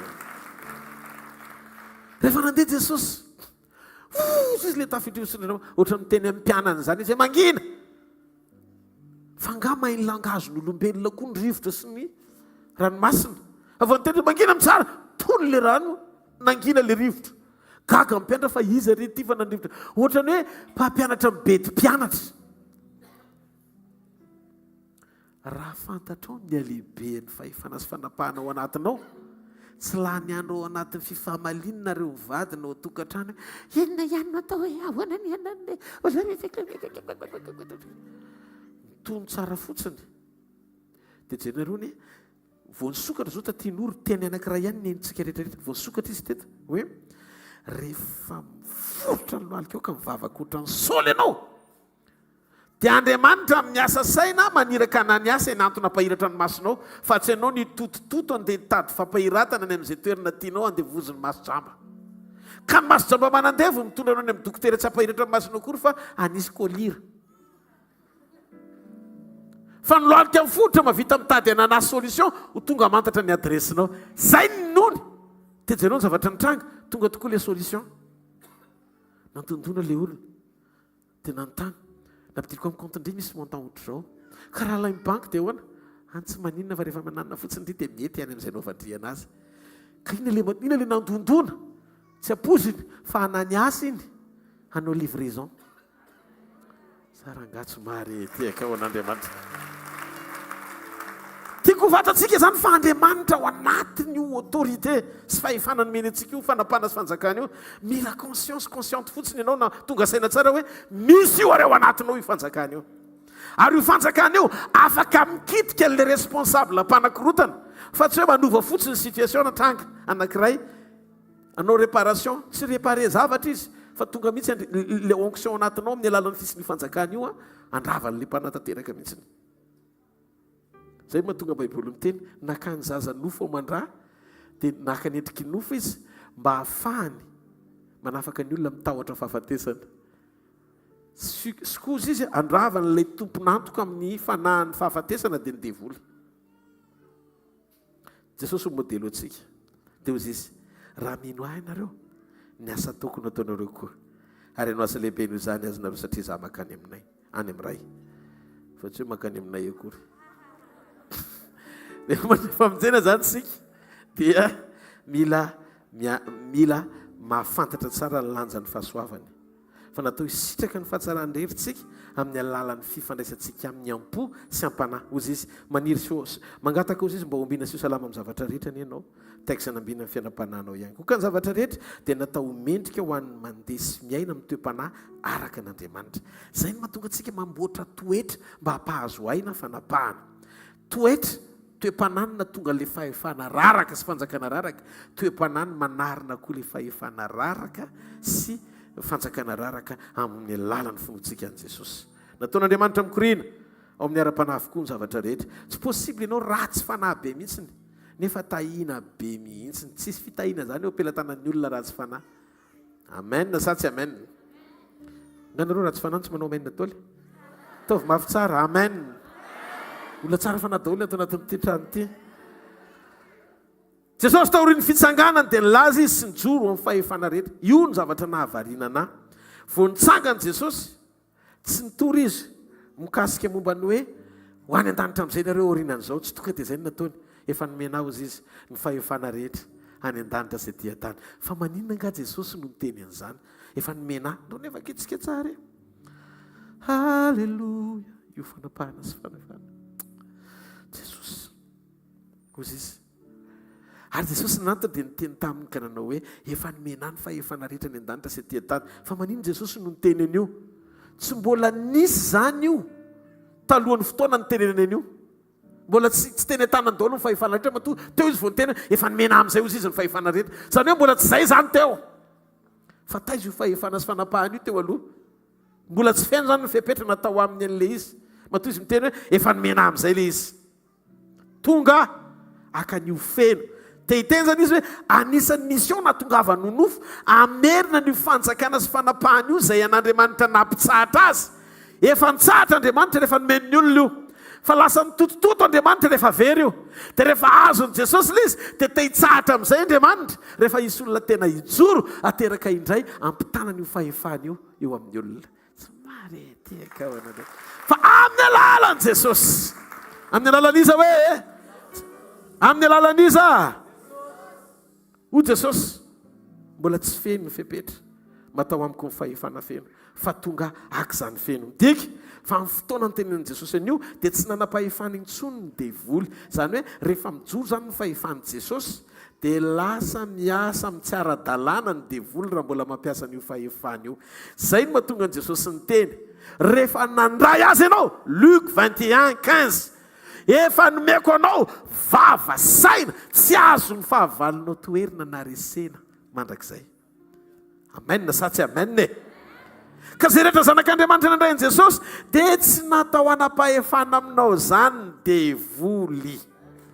Tonga Jesosy anatanteraka ny hoe anome fahefananao izy anitsaka menarana sy maingo Luka 10:19 mba nieretrana amin'ny fahavalo ary tsisy ampaninanao akory zany. Raha Jesosy rangano miteny an'izany hoe efa nomeko anao ny hery sy ny fahefana anitsaka maingo ka sy menarana mba nieretrana amin'ny fahavalo fa tsisy ampaninanao akory. Jereo ny masony eo akaikinao zavatra mitanga ny fiainanao Jesosy no teny fa tsy ampaninanao ny hoe io tenena tsy ampaninanao io e na ohatra nina na nina tsy ampaninanao zany io avereno mahazo mandalo e fa tsy mitoetra zany io. Amen sa tsy amen.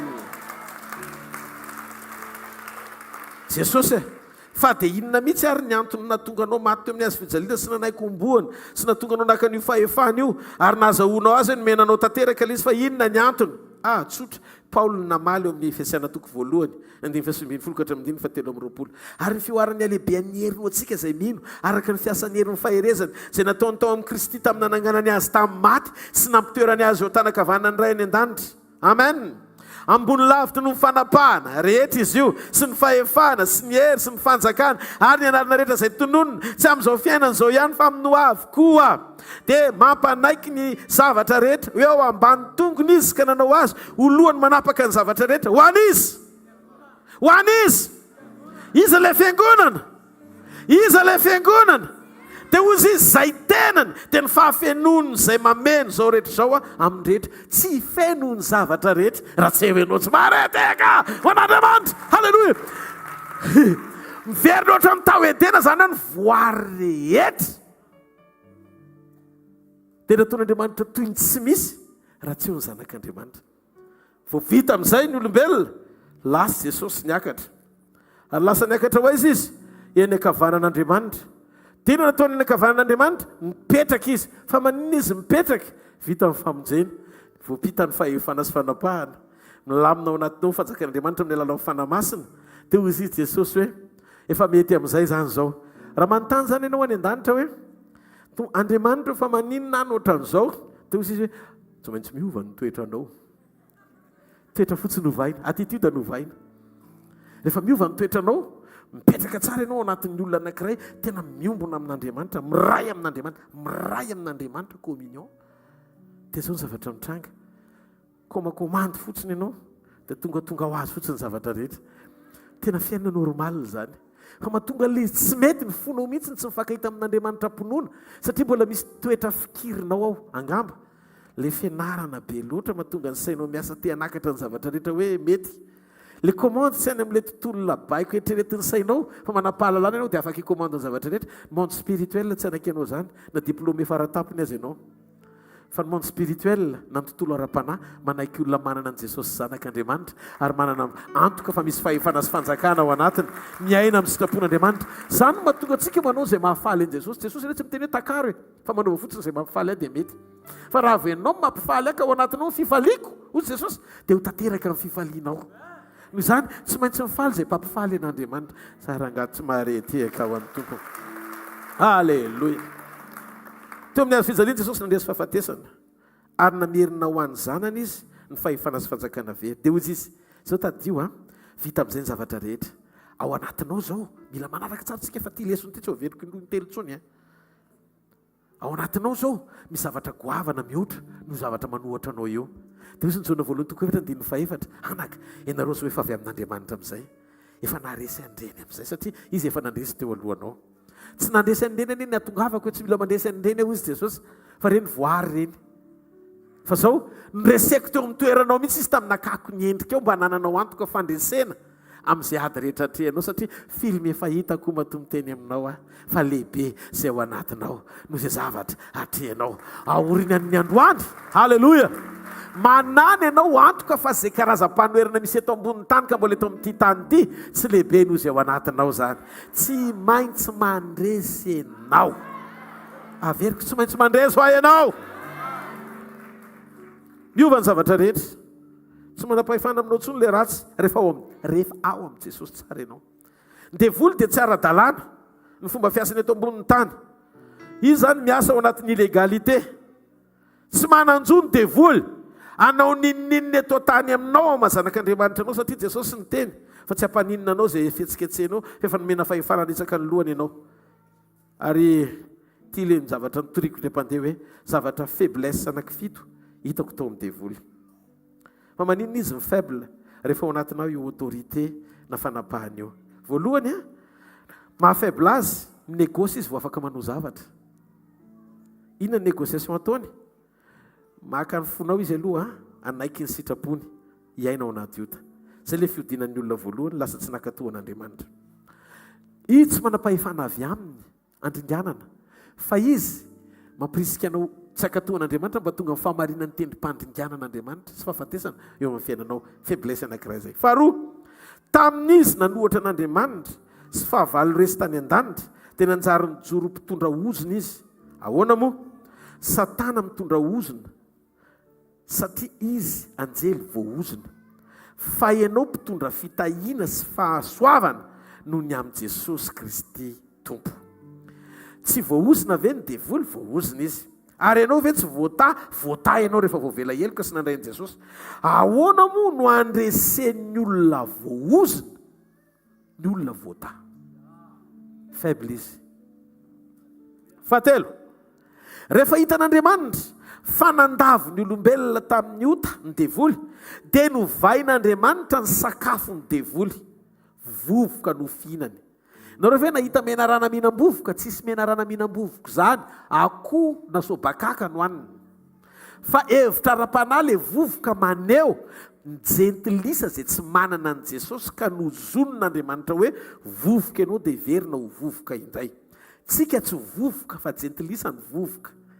zay nandray an' Jesosy dia tsy vovoka fa mofo sy ranom-boaloboka sarangatsy maretiaka ao an'Andriamanitra halleloia ny devoly dia devoly ho an'ireo vovoka sy mitoetra ao amin'ny tsy finonan' Jesosy fa miaina eo amin'ny nofo zany mahatonga ny Davida tsy nahita ny Goliata amin'ny alehibeny fa nahita ny Goliata amin'ny fanekeny io tsy mifory io ve makaizy fanekena no hitany fa tsy angezana noho izany problema anao mandinika tahena problema mijery hoe ny alehibeny ohatry ny ahoana ny fisongadinana ohatry ny ahoana fa raha mijery mifanekeny ianao mahalala fa ao anatinao fanjakan'Andriamanitra ry zanaky ny anjara voatendry ianao hitsikitsika ianao hijery an'izay amafiny eo satria ny zavatra fantatrao tsy maintsy vita ny anarany zarangatsy mahareteka ao an'Andriamanitra io mpamosavy io tsy manam-pahefana aminao zany io olana io tsy magicien tsy afaka anao nininina aminao ataovy azo antoka tsara fotsiny communion androany dia mijoroa amin'ny sitrapon'Andriamanitra fa ho tsara lavitra amin'ny fiafaranao fa efatra osy Andriamanitra tamin'ny devoly Genesis 3:7 ary manomboka androany koa nikibonao no andehananao inona ny tian'Andriamanitra ho tenenina ny esorona ny tongony inona ny antony ny esorona ny tongony matoa Andriamanitra ny teny manomboka androany nikibonao no andehananao nisy tongotra izy zany taloha dia ny esorona ny tongony fa maninona vao nanomboka namitaka ny olona izy dia voaozona tsy azakazaka fa taraiky satria tsy manatongotra fa kibo no andehanany problème de retard de vitesse tsy manana vitesy akoatranao ianao manana tongotra sy divine speed izy tsisy tongotra fa kibo no andehanany fahavalo efa miisatra io maninona renao raha mandeha lavitra amin'izay za mahatonga azy ny olona faible izy zay mahatonga azy mandrebireby hitanareo fomba fiasany manome distraction anao izy satria fatany fa rapida be anao raha vao fantoka eo dia zao omena anao tambazany ianao ota eny an-dalana tambazany anao dia eny anao variana be dia anao ve mieritreritra hoe normal amin'ny fiainanao zao tsy normal io fa mahatonga ny ohatra azo omena tsiny Andriamanitra fa ianao no tsy manaiky oetiny aingana dia volony misatra satria foana ny tongony kibony andehanany fa ianao manatongotra tsisy afaka anakana anao zany ahoana moa ny olona manana vitesy misatra no afaka ny anakana anao manatongotra fo aza ry fiangonana tianao Jesosy fadimy tamin'i Jesosy teo amin'ny azo fijaliana nanitsaka ny lohany devoly Jesosy teo hikarandoha navelan'i Jesosy izy hiasa amin'ny loha voahitsaka ianao manana loha feno tsy voahitsaka sady tsy voaosy fa ny devoly loha efa voahitsaka zany hoe ny maso zany efa manjavozavo sofiny efa marenina ny orona efa tsy manombolontsony a ny vavy efa manomboka potika sady sasokana satria efa ripaka dolo ny nifiny ny sainy efa vo satria voadona ny sofiny vava anio esorony ianao ho afaka amin'izay tontolo rehetra everina fa mangejanao ary tiany anampenana ny masonao ny amin'ny faritian'ny lohanao io mahinao an'Andriamanitra ako miteny zao fa ny olona manana problème ao anatin'ny loha rehetra amin'ity marain'ity hoe soron'Andriamanitra daholo afaka zay commande tsy mandeha araka ny tokony izy eo amin'ny lohanao ho soloan'Andriamanitra zany androany maray saranga tsy marety eka ho an'Andriamanitra halleloja fa enina Jesosy nanova ny toerany devoly tsy navelany jorontsony fa matory ahoana mahatonga amin'ny teny hoe matory izy Salamo 119 voalohany ozy izy mitoera eto tanako ankavanana amboarako mpanovako ny fahavalonao ho fitoeran-tongotrao tsy possible ho fitoeran-tongotra ny devoly raha mitsangana satria lasa manao ohatran'izao Andriamanitra raha fa hoe fitoeran-tongotra zany mitsahatra tsara le tongotra eo ambany dikan'izay tsy vertical izy fa horizontal matory ny dikany tsy afaky no hitsahanao zany ny fahavalo raha mitsangana fa tsy maintsy matory amin'ny tany izy io ny position prophétique misy anazy par rapport amin'ny combat na amin'ny zavatra misy eo anatin'izay ady antreanao midika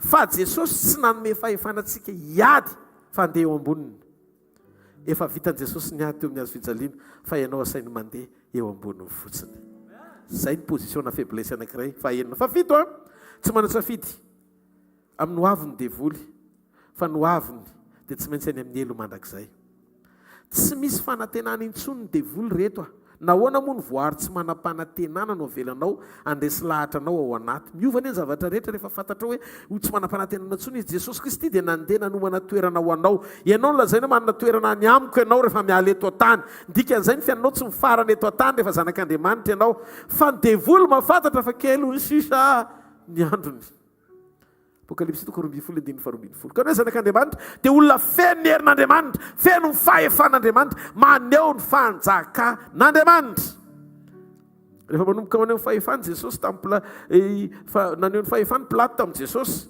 dia nanomboka naneho ny fahefany Jesosy koa Jesosy tamin'i Pilato dia taitry Pilato tsy nahita ny tenenina tsony ny antony nanekeny Jesosy ny azo fidaliana dia satria nanaiky hamonjy an'izao tontolo zao izy hoy izy tsy manam-pahefana amiko ianao fa ianao tsy manam-pahefana amiko zany ozy izy Jesosy nakely azy tehiteny Jesosy hoe za manam-pahefana amin'ny momba anao rehefa mijoro tsara ianao mazanak'Andriamanitra anao dia ianao no natao anangana nyreny olony ratsy reny rehefa feno fahefanany ao anatinao dia tsy hanozokozom-pony zany ianao an'izay olona tsy mahafaly ianao rehetra ty dia tapitro zononao daholo dia ambiansa mihitsy ianao mahita azy mirefotra nga zany ny andrasan'Andriamanitra aminao fa nampamosavy manao ratsy ianao azy tian'Andriamanitra iova fo satria tsy sitraky Jehovah ny averezany ratsy fanahy fa mba hiverenany dia ho afahana amin'izany izy tiako fantatsika tsara fa Andriamanitra rery ny tompony fahefana rehetra fanontaniana mipetraka dia ny hoe iza nandefa ny anjely mpandringana tany Egypta iza nandefa ny anjely nandringana ny Egypta tamin'ny lahy matory rehetra tany tsy Andriamanitra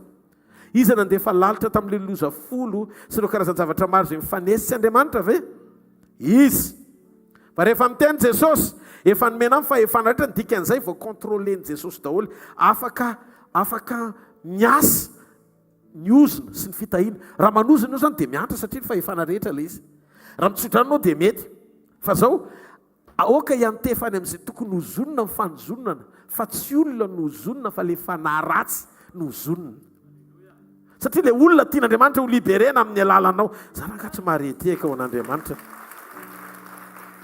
tandremy fa tsy voatery ho avy amin'Andriamanitra ny réaction ma olona na Paoly aza nisy fotoana test dia nanozona dia nitranga teo amin'ilay olona le izy fa tsy voatery ho volontén'Andriamanitra le izy fihetsepo le izy satria Jesosy tenany any no afaka ny ao anatin'ny fony avy any Jona sy Jakoba ny tena hoe andonda tsanafy kely no Samaria fa tsy mety mandray ianao dia Jesosy hoe ohatra nataony Elia anie zany dia Jesosy hoe fa fanahy inona ny ao anatinareo ohatra ny tetety Jesosy fa fanahy inona koa zany tao anatin'ny Elia midika fa no marinina fotsiny Elia satria nomena azy ny fahefana rehetra rehefa ao anatinao zany io fanjakana io dia afaka ianao mampiasa ny fahefana rehetra fa mila manam-pahendrena ianao mba hoany amin'izay tokony hozonona fa tsy olona mipotika satria tsy miady amin'ny nofo aman-dratsika ozy Paoly fa mifanaratsy tonga saina ihany ne Paoly fa mifanaratsy any amin'ny rivotra koa maninona misy nofo amandra victime amin'ny zavatra tenen'ny vavanao satria tsy niady tsara ianao zany fa mila mbola nahitsy tamin'ny fotoana nitondrano fo kelinao anao sarangatsy maretehaka ao an'Andriamanitra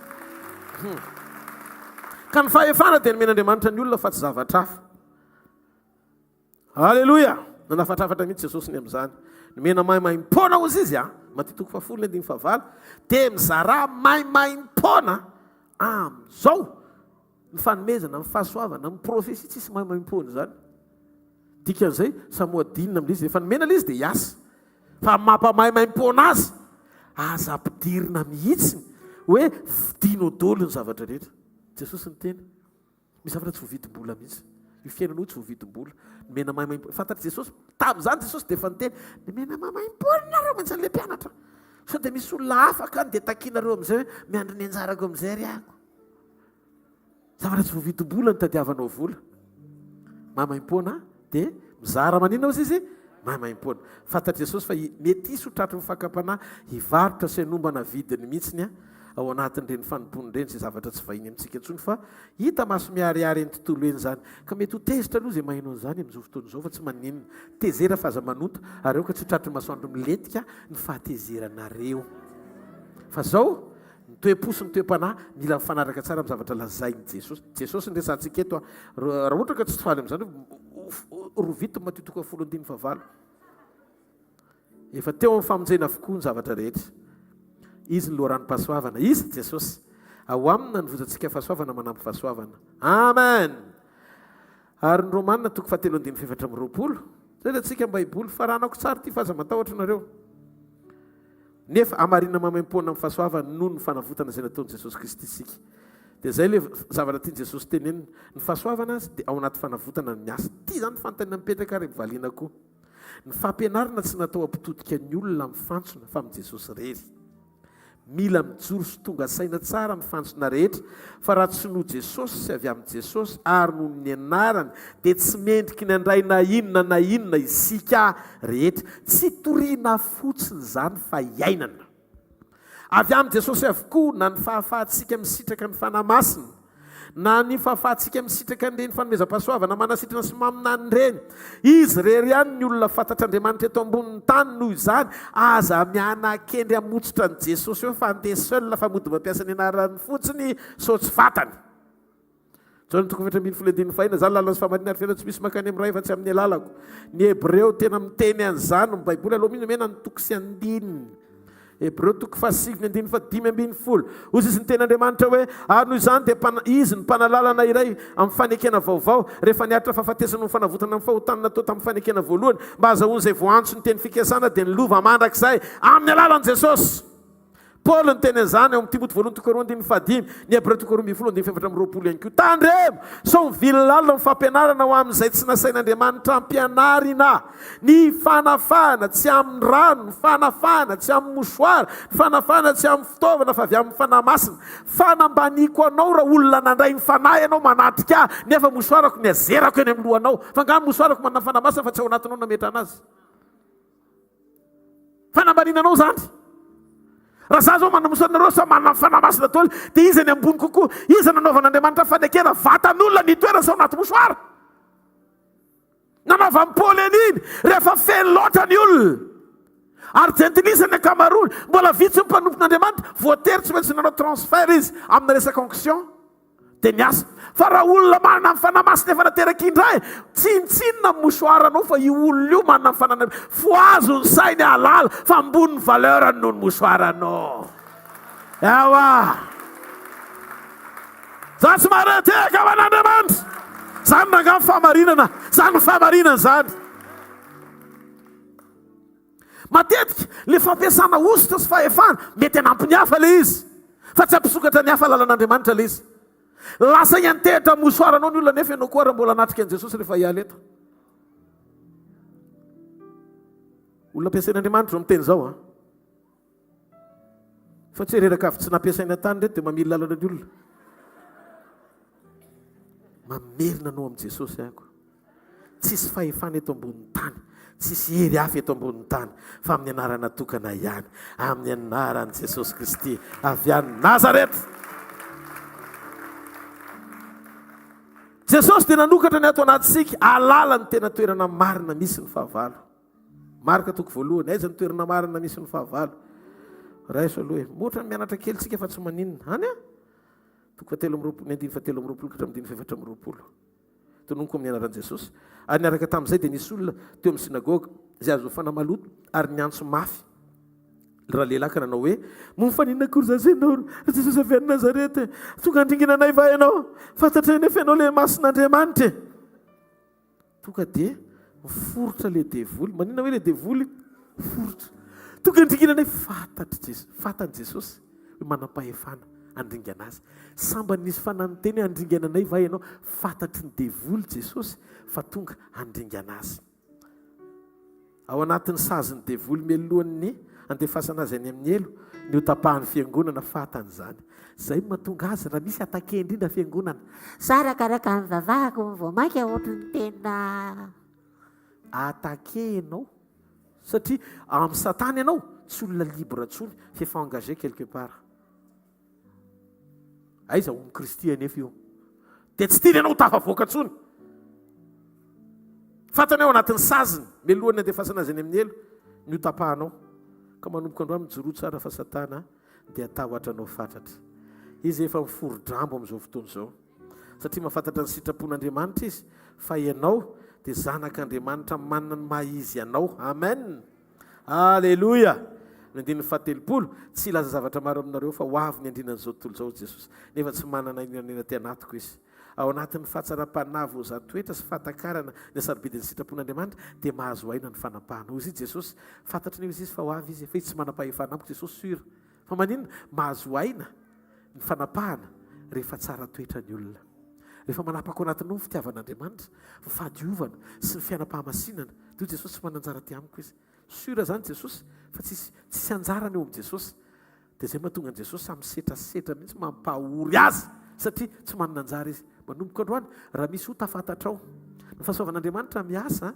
miaro anao sy mitahiry anao mandra-piverinao amin'Andriamanitra mitantana anao ao amin'i jesosy mampijoro anao amin'ny sitrapon'Andriamanitra zay mahatonga ny fahasoavana daholo mitona ny olona ibebaka rehefa aseho anao ny fahalemem-panasy ny fahamoram-pon'Andriamanitra ary ny anankiray fahatelo rehefa mijoro ianao tsy mampandefitra ny fahamarinan'izany amin'ny fahotana dia nomboka azo aina ny fanapana sy ny fanjakana ijoro eo amin'ny fiainanao Andriamanitra ary azadino hanotrona anao amin'ny fomba mahatsaravina ho an'ny satana Andriamanitra amen alleluia ndao tsika hitsangana amin'ny toerana misy atsika zay ny fiombonana ny toerana misy ny fanapahana sy ny fanjakana amin'ny fiombonana amin'Andriamanitra raisy ny mofo androany ariva androany maraina aoka mifonao isokatra sy teny amin'Andriamanitra hoe fotoana sarobidy amiko androany iombonako sy resako aminao indray tia ny etaeta lehibe ato anatin'ny foko jesosy teny iombona aminao satria fantatro fa ny fanapahanao dia misy fiatraikany ao amin'ny fanahako ny aiko ny tenako halleluia fa raha izao no toy izao dia tsisy avy amiko fa avy aminao zao lay tsinotsinona tao andavaky ny liona efa natsanganao ho zanakao fara izao no toy izao tsisy avy amiko fa avy aminao zao lay tsinotsinona tao andavaky ny liona efa natsanganao ho zanakao indre ny alehiben'ny fitiavan'Andriamanitra atsika dia ny antsoiny antsika hoe zanany rehefa namonjy ny fanahintsika izy namonjy ny aintsika nanolotra ny ainy teo amin'ny azo fijaliany jesosy dia natsapy izy hoe mila vonjena koa ny nofontsika ary mba azaona antoka n'izany asa famoronana izany satria ny olombelona mpanota efa nozonona ho vovoka dia namorona akora Andriamanitra akora iangana vaovao amoronana anao ho vaovao amin'ny fotoam-pampakarana dia ozy jesosy raha vao mihinana an'io ianao ka misotro an'io dia manana fiainana mandrakizay ao anatinao dia mora kely ny anovananao hitafiny tsy fahalovana amin'ny fotoana hiverena ny ampakatra anao zay mihinana ny noko sy misotron-drako dia manana fiainana mandrakizay ary za hanangana azy amin'ny andro farany raha vovoka ny tsy maintsy miveriny vovoka no fahotana amin'ny taranaka adama voaozona amin'ilay taranaka jesosy kristy ilay nateraky ny vehivavy tsy nahalala lahy kosa natao hanam-pahefananitsaka ny loha menarana dia tsy vovoka ny aingana anovananao fa mofo sy ranomoloboka no akory hitamaso anovananao satria rehefa ao anatinao iny dia tsy aran'ilay vovoka ntsony ianao ho atsangana fa hitafiny tsy fahalovana ianao eo ampampakarana anao ho any aminy noho izany ny singeny an-tananao dia akory aingana asony ao anatinao dia sainy hoe miainga amin'io akory io Andriamanitra ara-pamantarana anovanany ty mety loha ity hitafiny tsy fahalovana inona ny tsy mety rehetra ao anatin'ny vatanao androany fa no famelan-keloka tamin'ny razana latsany sy ny mofony nofony ho fanasitranao antsika izay ho antsika amin'ny endriky ny mofo dia azo antoka ny paketry ny famonjena hoe feno sady androany maraina sokafo ny fonao fa ilay tokana naniraka antsika nilazana anao hoe zao natao ho fahatserovana dia miteny izy androany maraina fa nofo ny tena fihinana ary ndrany ny tena fisotro ho Jesosy tia ny tenako izay vakina ho anareo zao natao ho fahatserovana misora azy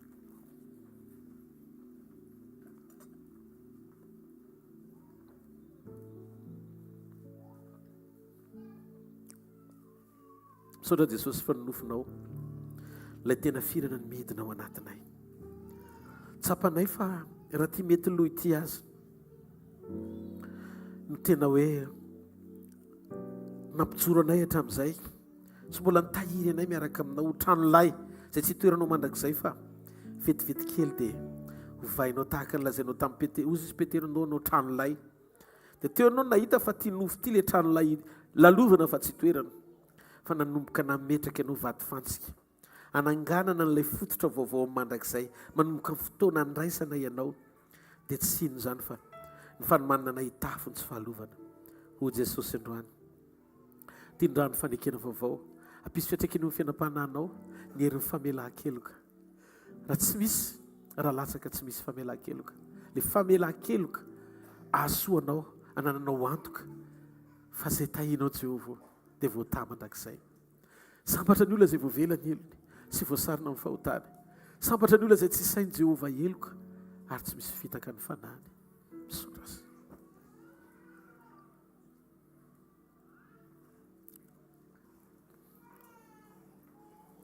mamy Jesosy io mamy miaraka aminao mamy manompo anao mamy manao ny sitraponao mamy no mahatakatra ao anatina fanambarana zao firaisan'izao ilay nasainao natao satria mamy ery ny mahalala fa ny tena firana no aninay tovy tsapanay Jesosy fa naizanaiza misy anay dia ianao nyrehetra aminay makasitraka tompo amin'ny anaran'i Jesosy amen ataontsika ity an-tanana mafy eo any tompo manao fanatitra sy filazantsika dia rehefa avy eo miverina indray halleloia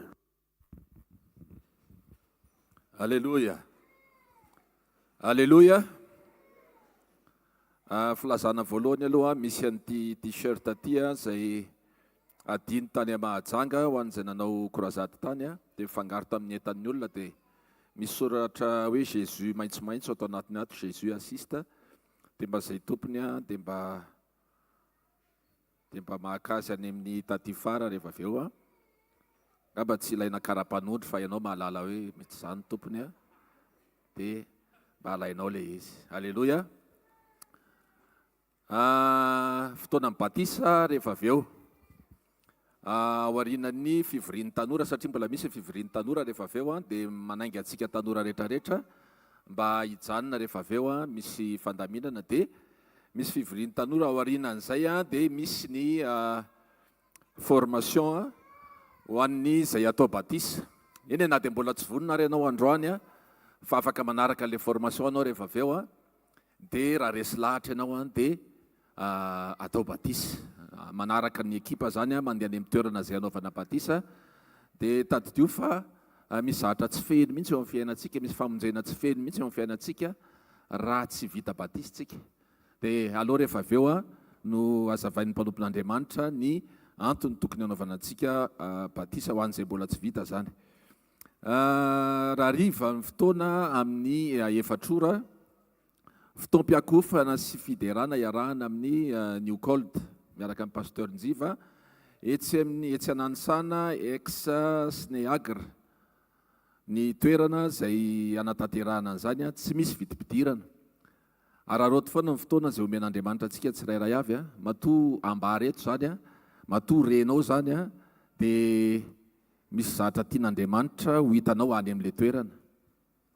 Dia manentana antsika manokana ao anatin'izany fotoana raha riva amin'ny efatra eny ananisana.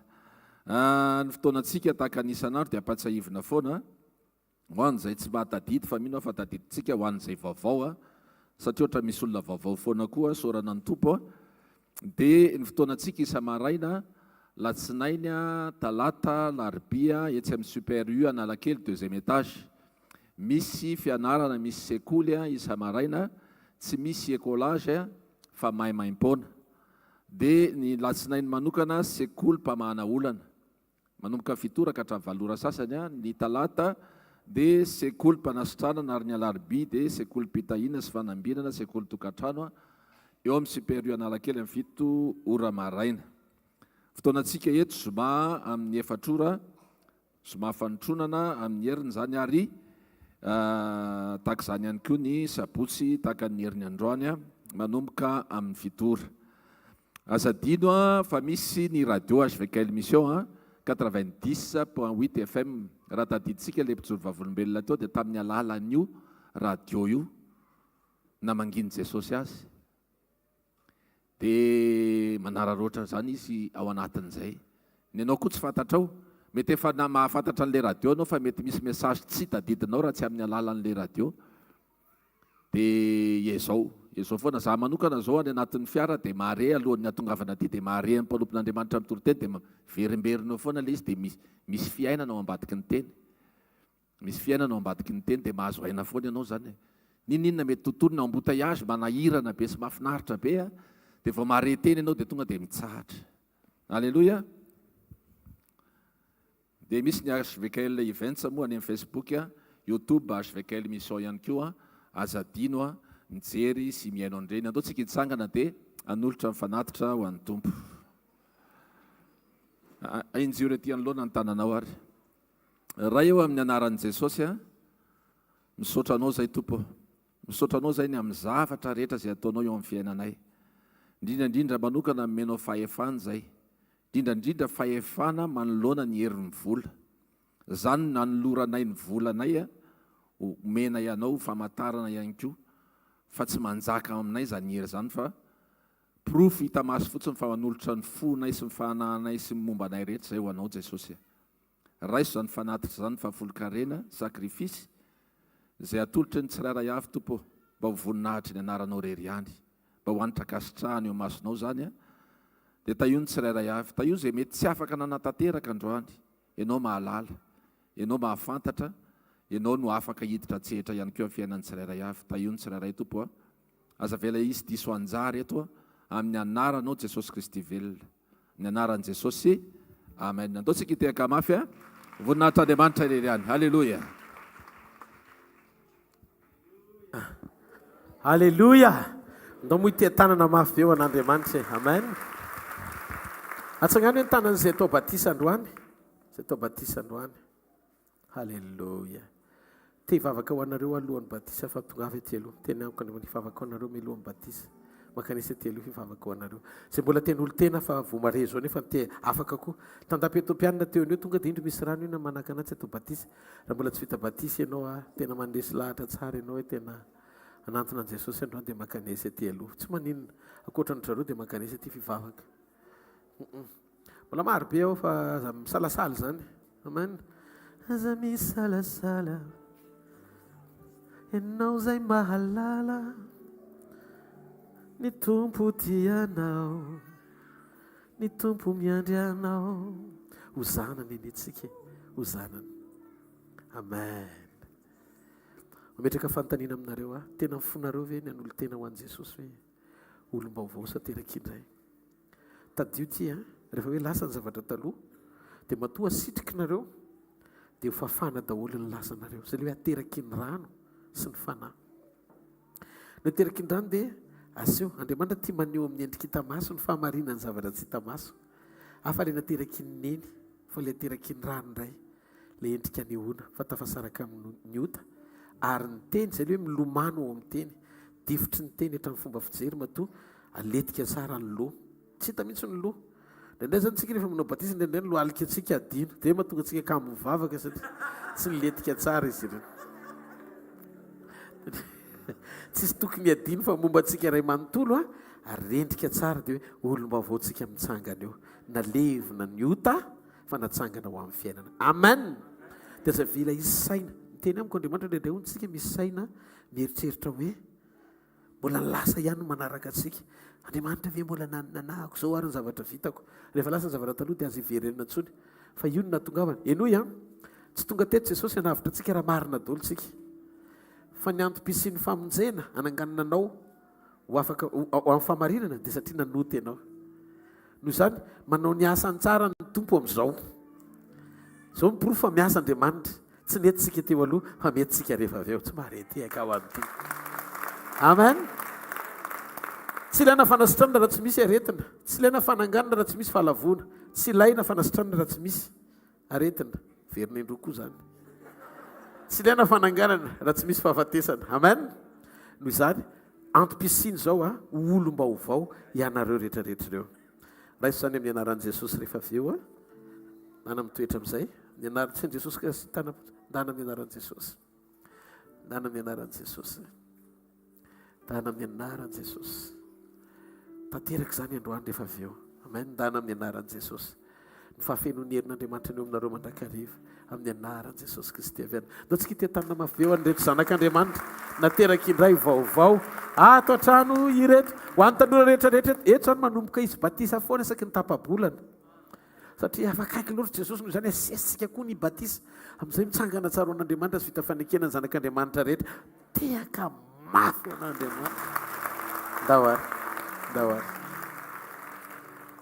ndao tsika ho voatarasika any amin'ny lanitra isotran'Andriamanitra mifotsika manontolo misotra tompo fa zao ny porofom-panehoana fa tianay ianao mamonjy anay ianao mihevitra anay ianao eo amin'ny fiainanay mandrakariva ianao za mahita Jesosy fa ny zanakao rehetra ho vanginao hiasa mahery eo amin'ny fiainan'izy ireo ianao ampahita ny voninahitra ao aminy ianao tsy atsary tena ho irery izy tsy atsary tena ho raraka izy na ho kivy izy fa ny fahasoavanao ameno azy tsofoko rano sovitsorako ny fahamarinany teny andaitra ao anatin'ny fiainany dia ka tsisy raraka eto narahira Jesosy mandra-piavin'izay andro izay dia ny fahatongavanao any amin'ny raha any lanitra monjy ny fiangonana tononoko amin'ny anaran'i Jesosy mandehana fa sitrany ianao mandehana fa afaka ianao mandana fa mety ny zavatra rehetra mandana fa iseho ny voninahitra Andriamanitra mandana fa tsy sialoko ny fihodinana ho tafatoetra fa nangana anao amin'ny endrika vaovao Andriamanitra ninonninona fahafoanana rehetra ho vain'Andriamanitra ho voninahitra zany